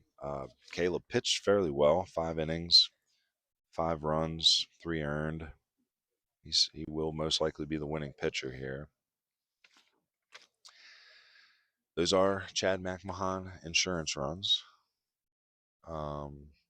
Tristan Massey 0 for 4. Dalton Honeycutt 0 for 2 with a walk and hit by pitch. Lane Beaver 0 for 2 with 3 runs, 2 stolen bases. Carter Norton 1 for 3 with a ribby and a run.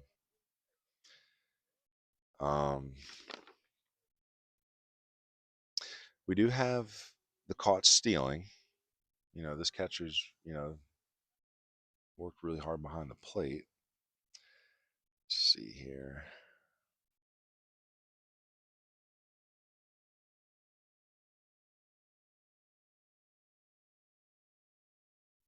Let's do some lines here for Mountain Heritage while we're waiting. We got Easton Cooper's 2 for 3 with a sac fly, RBI, and a run. Let's see. Let's go backwards. Taylor Bryant, he was 1 for 3 with a single. Aiden Honeycutt, 0 for 2 with a HBP and a run. Carter Bennett, 0 for 3. Liam McMahon, 2 for 3. Shooter Fox, 1 for 3 with 2 RBIs. Cason Jones, 1 for 2, 2 runs, a stolen base, an HBP. Silvers 0 for 3. Deaton 0 for 1. 2 walks and a run scored. And we'll still add on to that. Carter Bennett went 4 innings. Gave up 5 runs. Not sure how many of those were earned. 3 hits, 6 walks, 6 Ks. Whew.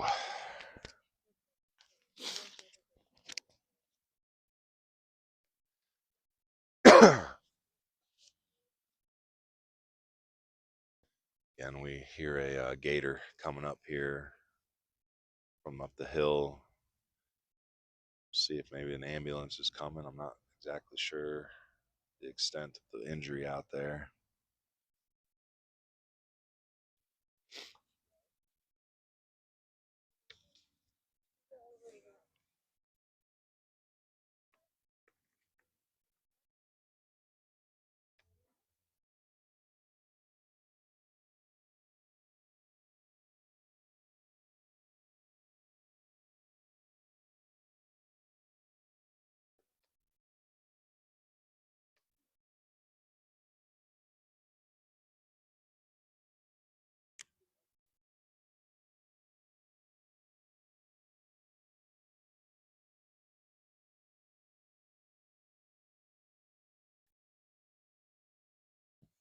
Ladies and gentlemen, how about a round of applause for that young man?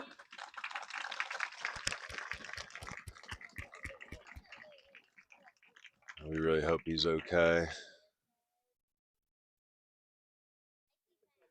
So we're going to, he's on the gator. We're going to be getting Mason hopefully some medical attention that he needs. Again, it was a huge hit by Easton Green to really break the game open, send it all the way to the fence. It was extra bases, and when Mason went down, Easton just kept running. It's an inside the park home run in the books. It's 3 huge insurance runs to put Madison up. And Easton's been doing a great job behind the plate today. We talked about that a little bit in the pregame.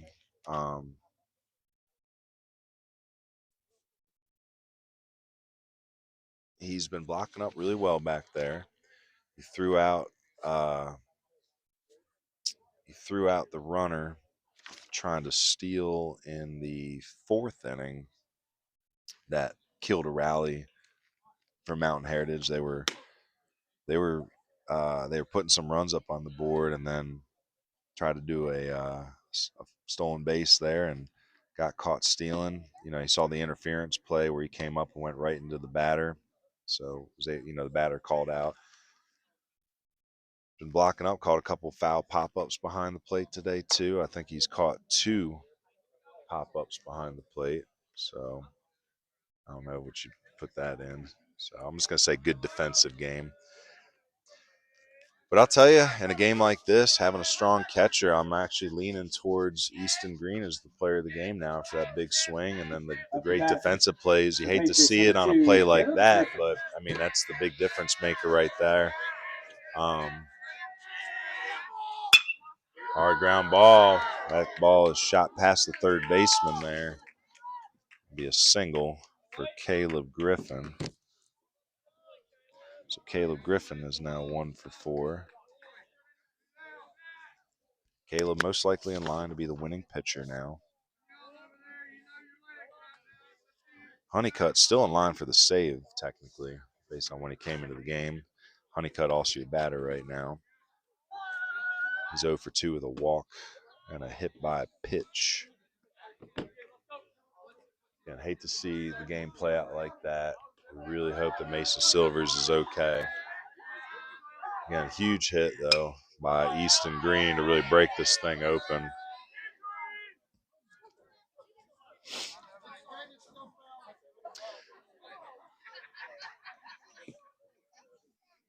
It's a great defensive game.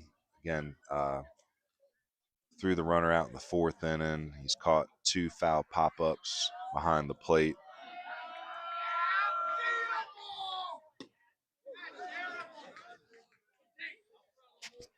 Dalton Honeycutt finds himself in a 2-1 count. Again, the one base runner out there, that's Caleb Griffin, who just singled.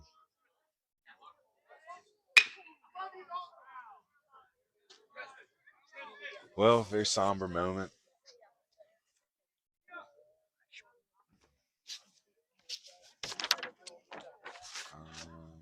No, yeah, he's a freshman. So, yeah, Easton Green, the freshman, making some noise for varsity here in a rivalry game, and it ain't over yet, but there's a stolen base for Griffin.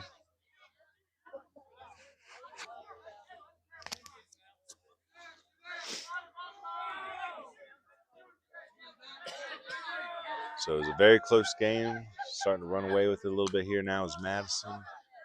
Hate to see the injury out there. Not what you want to see after a very competitive game, going back and forth the entire way. And I feel even if Mason doesn't fall down out there, those 2 lead runners are scoring. More than likely. Well, he was hit with 2 outs, so they're off on contact. So Shelton and Buckner are in. He's the 3rd run coming around in the inside park home run. So either way is the big hit that opens it up. Are we still going to go with the play of the game from earlier? I think just going ahead, steady Eddie. I think so. Up next for the Patriots, number 12. I think the next level play of the game ain't necessarily the flashiest, but it's really definitive of like how this game was won today and just the consistency. Well, it ain't over yet. Yeah, I was gonna say you're right. Say maybe Mountain Heritage finds some spark, try to pick up their injured outfielder. Ball high.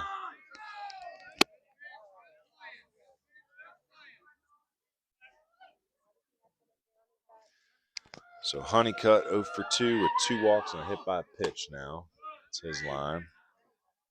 This is Tristan Massey up for a 5th time. He's got the 0 for 4 right now.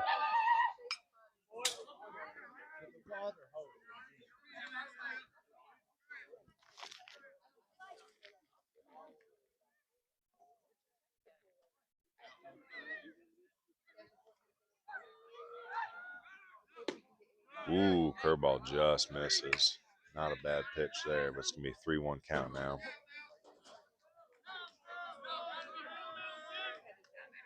So this game just getting away from the Cougars here in the 7th inning. It's going to be a hit batter. So Massey going to head down to first base. He's on base for the first time tonight. 0 for 4 with a hit by pitch, and Lane Beaver Up next coming to for the plate. Patriots, number 5, Lane Beaver. Lane 0 for 2 with 3 runs and 2 stolen bases today. Productive out of the 8-hole. Playing a good first base as well. Turned that 1 double play earlier in the game.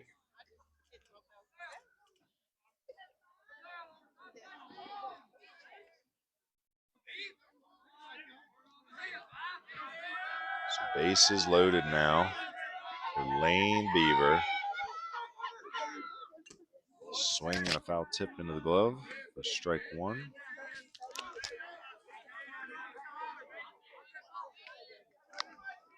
I love the backdrop of the mountains there with the lights all up on the mountains and the mountain homes there. Curveball is going to drop in low. Say Mountain Heritage, got to find some energy here. So I see slow heels right now and not a lot of deep cleating and heads hanging. There's a strike. Good pitch. Need to channel that for this bottom 7th. Get a base runner on, one stop at a time. Madison or Mountain Heritage walked off Madison last year when we were here. That ball's going to scoot past the catcher. That's going to allow a insurance run to scamper in. It's Caleb Griffin. Chad McMahon insurance run.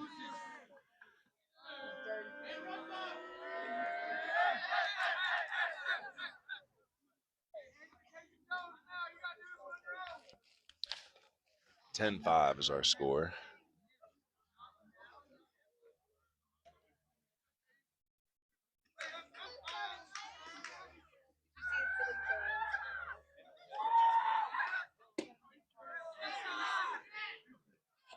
(3-1) count.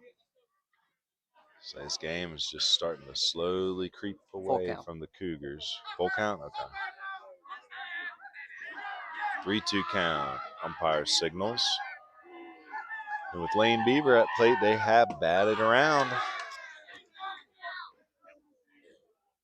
Bases will be loaded again. Up next for the Patriots, number 8, Carter Norton. So 3 walks, so 0 for 2, but 3 walks, 3 runs, and 2 stolen bases for Beaver. Oh, God. Heads up.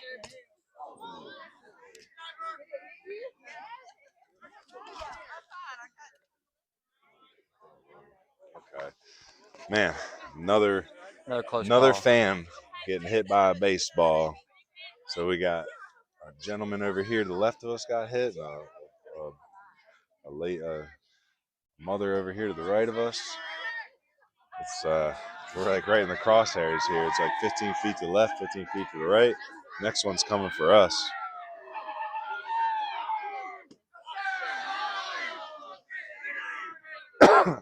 So Carter Norton now with a 1-1 count, 1-2 count. What do we got? 1-1.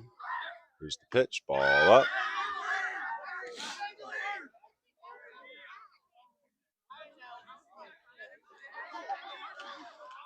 Ooh, it's one of those games where like it's a team win for Madison, but at the same time, like it was sloppy enough where it's like there really wasn't like an outstanding performance per se.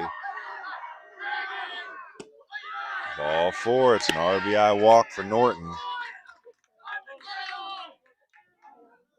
So Norton started this inning. It's going to be Honeycutt to come in to score.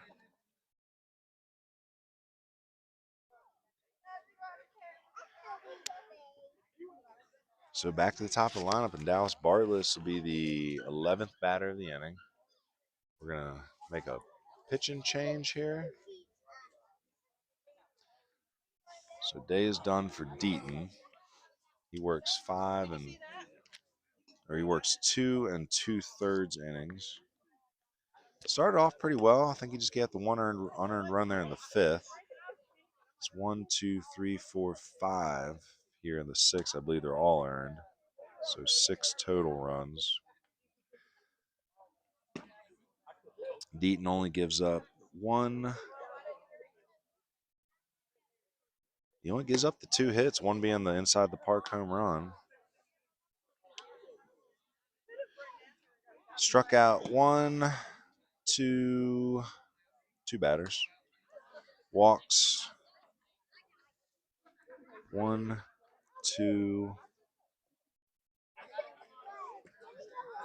3, 4, 5, 6, 7. Walks is the name of the game tonight. 13 walks total for Madison. Madison takes 13 walks. Mountain Heritage throws 13 walks. And that also combines with a hit batter. So 13 walks, 3 hit batters. So there's your free passes. That's where this game got away from Mountain Heritage tonight, was the free passes. The errors, it was even on both sides. I think we're 4-4 right now. 4 errors on both sides. The hits, it was 6 hits for Madison, 7 for Mountain Heritage.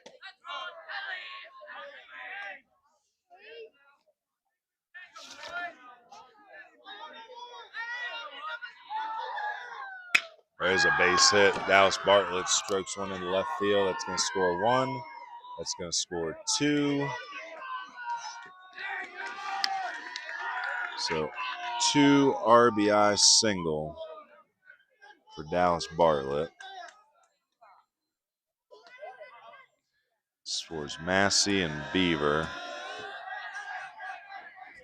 Up next for the Patriots, 16, Zane Buckner.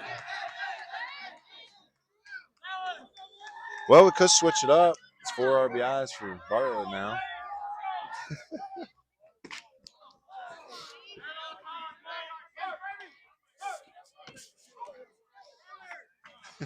Feel better about that too. So.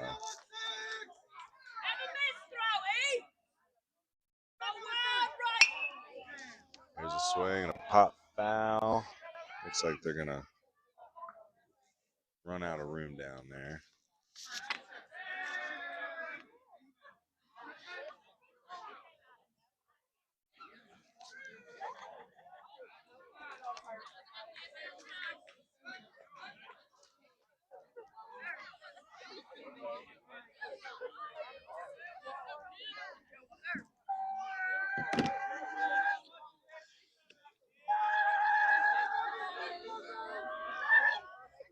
Runner goes.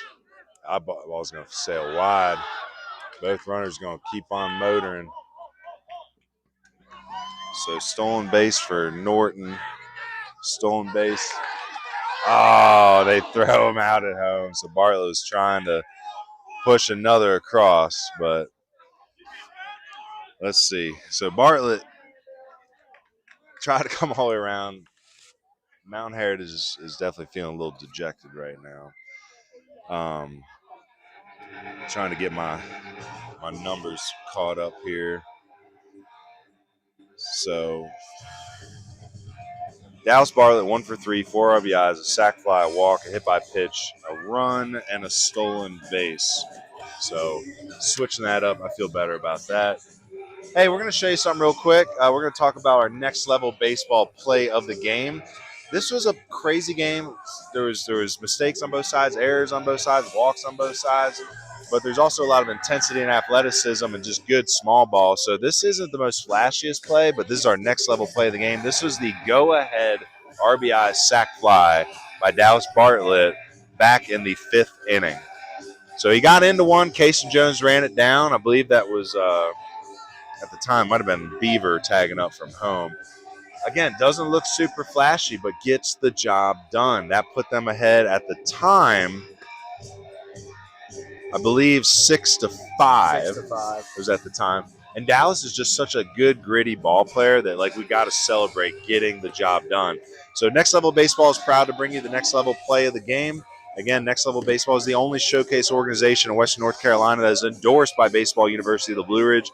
We respect Coach Rick DeArmas and the great job he does developing culture and creating player development opportunities for his youth players of all ages. So that was your next level play of the game. So congratulations to Dallas getting that run in, and Mountain Heritage, or excuse me, Madison for just sticking around and sticking around. And here we are now, 15-5. Is that what you got? 14. I thought. 14-5. Let's see. 1, 2, 3, 4, 5, 6, 7, 8, 9, 10, 11, 12, 13. I got that Norton scored. That's right. I got 14 as well. I think they counted Dallas as. I think they did too. All right. Holy moly. All right. So Brandon Deaton up here to lead off. Long road back here. Again, Dalton Honeycutt out there again.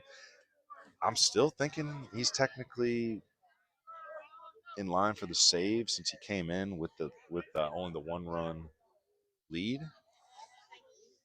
So I'm going to need some game changer help after this for sure.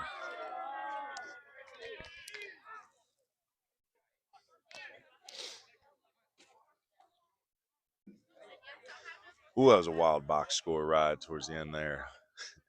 We appreciate everybody sticking with us. Backside hit by Deaton. Nice effort by Bartlett, but that's going to be a single, keeping the Cougars alive. So 1 for 2 on the day now for Deaton. Up next for the Cougars, number 4, Mason Wilson. So pinch hitter's going to be Mason Wilson hitting in the spot for Silvers. Silvers is obviously out of the game. We saw that awful injury last inning out there in left field.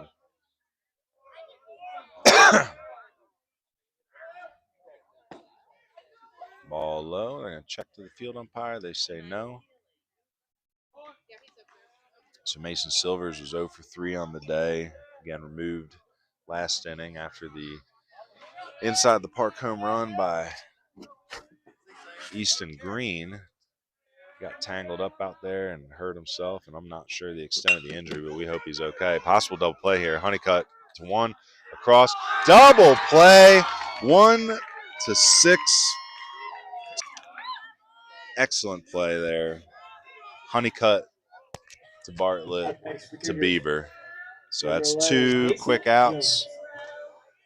And Case and Jones coming to the plate. Final hope here for the Cougars. Again, wild box scores, trying to get these next level plays in our CamWood Bats player of the game. I think we've settled on a CamWood Bat player of the game.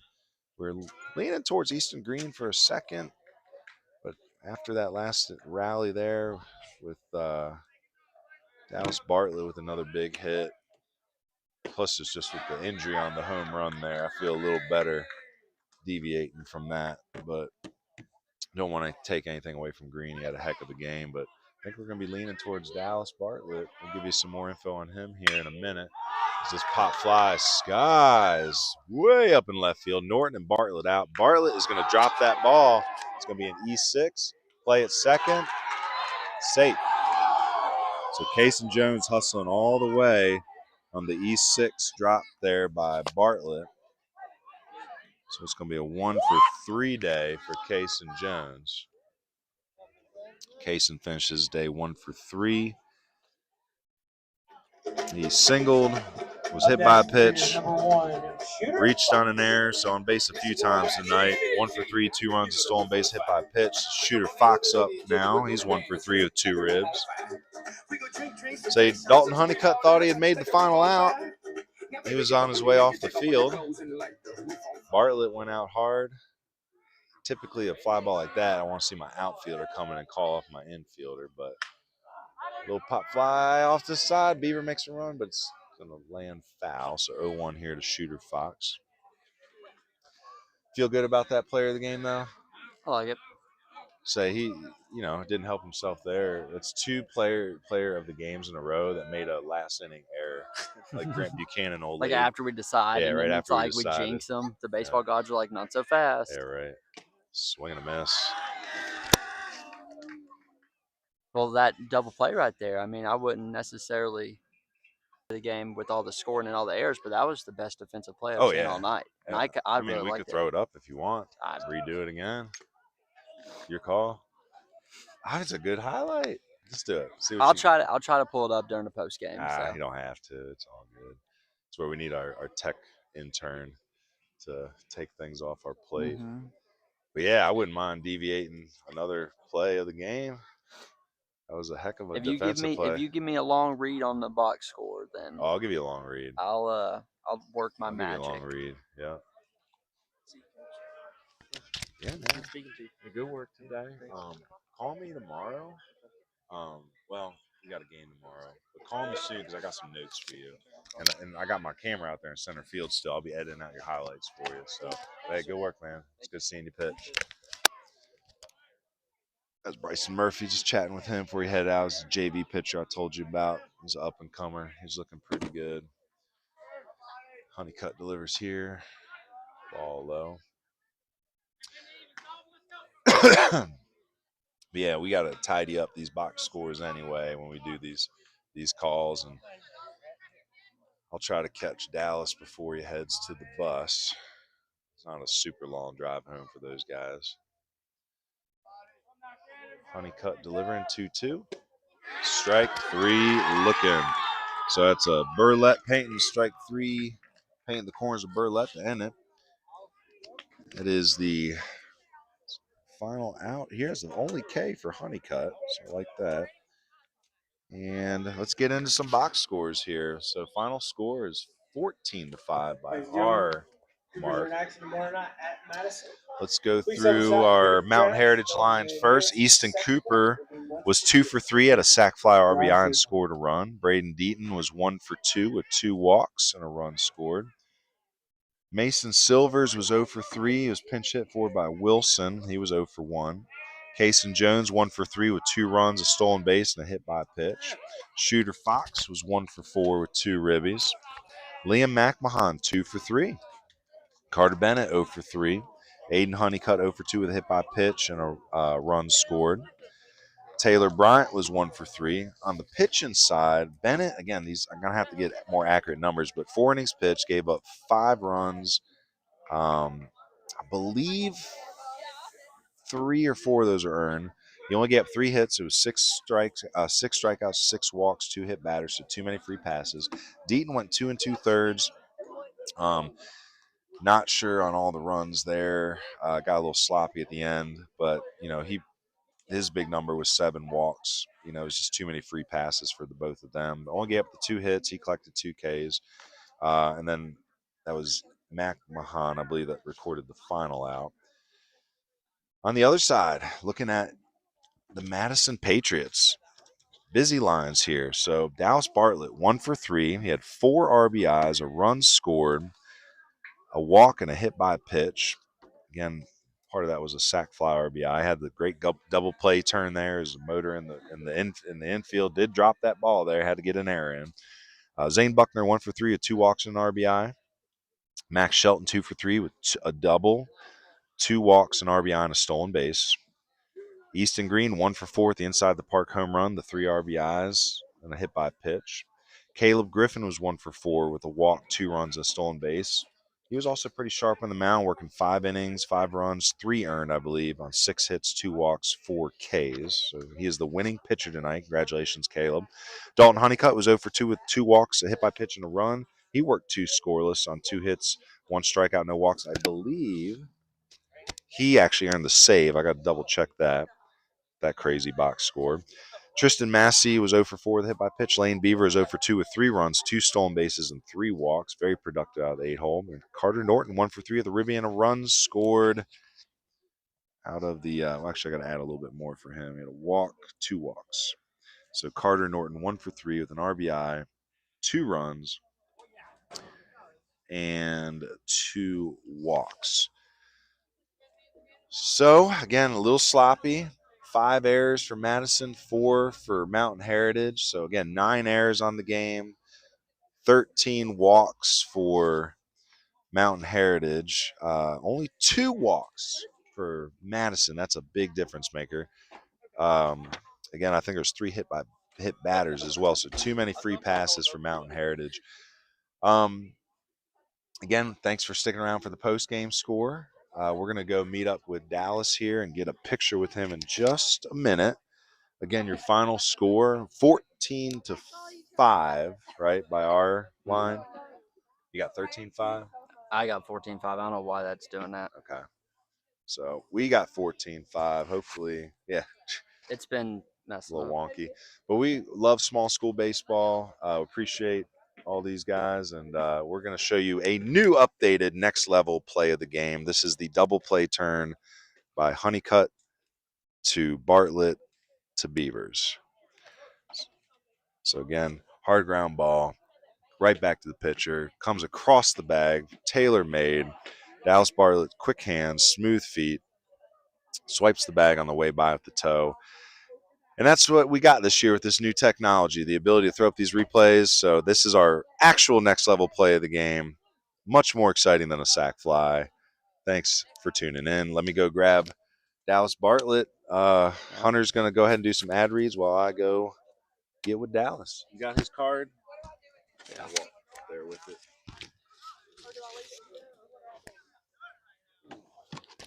All right.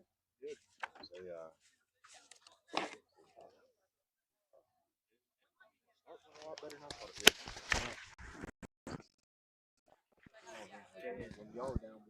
Well, thank you to the following businesses who are home team sponsors tonight, supporting the time put towards marketing this game to college coaches pregame and editing and posting highlights for the Mountain Heritage Cougar prospects, with recruiting and scouting content on social media. I want to give a shout out to Bubba's Good Eats down in Burnsville, as well as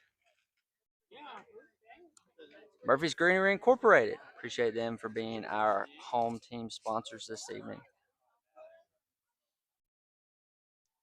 I want to thank the following businesses who are away team sponsors, supporting the time put towards marketing this game to college coaches pregame and editing and posting highlights for the Madison Patriot prospects, with recruiting and scouting content on social media. I want to thank Appalachian Tire and Wheel, 828-649-1099. Appreciate them for being our away team sponsor.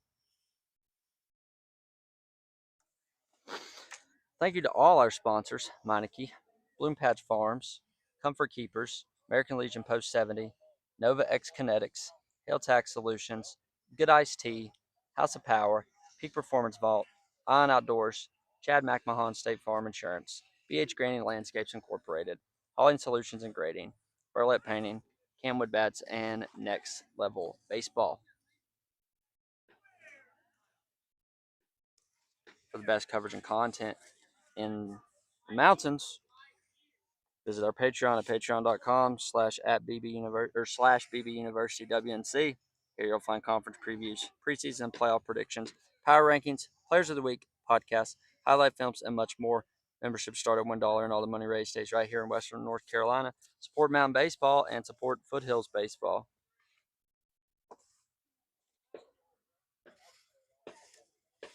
Stay connected on social media with Baseball University of the Blue Ridge. Like and subscribe on YouTube at youtube.com/@BBUniversityWNC.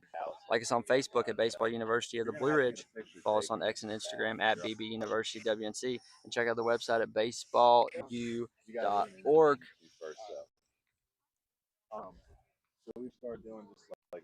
Gonna get Ryan over here with CamWood Bats player of the game, Dallas Bartlett.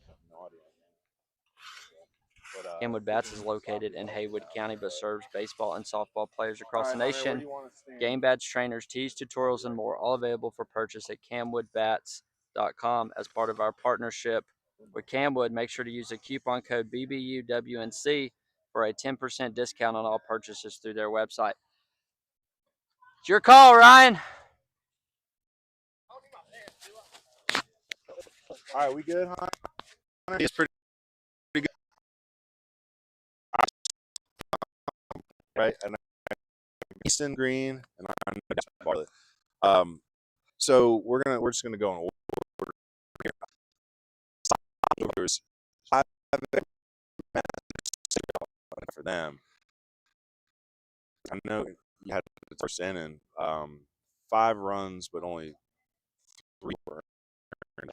The key was only 2 walks, 13 walks for the other team.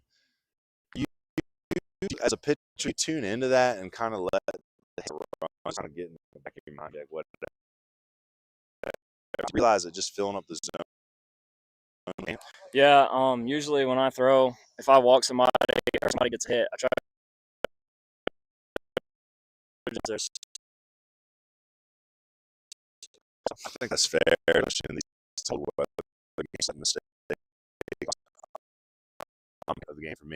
Guys, so you weren't really just filling it up, and all on the side there in like the 5th inning, I think Yeah, it was. What's going through your show? A lot of emotion.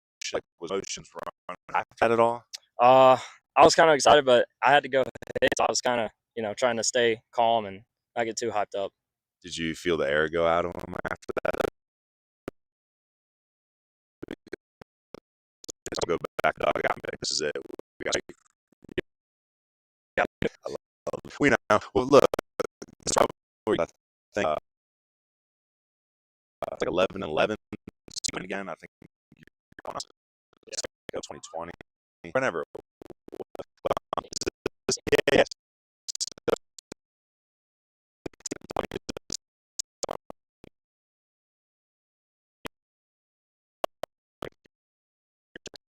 I wanted to be talking to you soon. Let's talk to the next. So you take my hand. Look, you gotta learn the little things here. This kid has been stuck behind the plate for 2 years doing a heck of a job. I'm excited because just for to be great and like so this year. Honestly, I put in a lot of work, a lot of like upper level baseball. I feel like that's where I need to be. Having kids.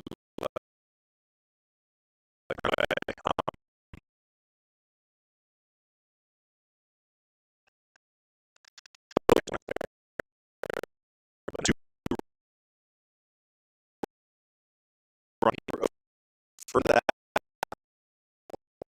Well, first of all, me and Deaton have a little bit of it's been a little heated, but friendly heated, yeah. But yeah, I mean, I was 0 for. I wanted to get in there, find something, and I got it. That's one of those fun. Deaton's a heck of a ball player too, so it's really good to see you come. Catchers, best friends of every shot a guy down. Yeah, and then 2 catches here, so you're just doing all the little things.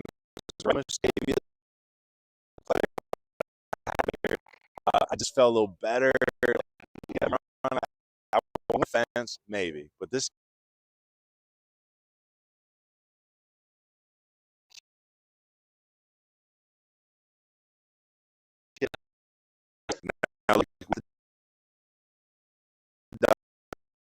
The other day, I think we're gonna try to do like a gray stain. So tell me bat pictures. We'll see you next time.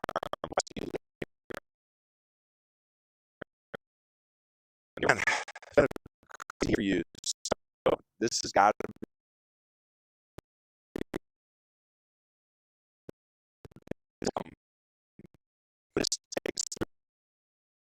For Madison this year. I don't know. I'm for right now. Well, first.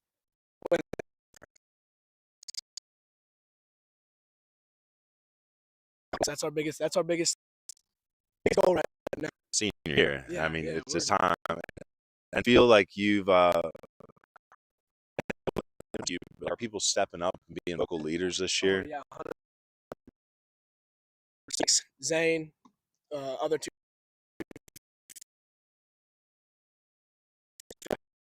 He's this year, and he's like last year struggled. This year he's coming.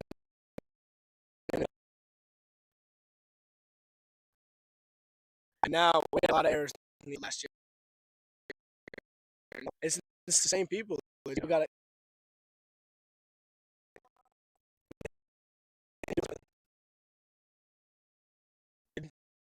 Yeah.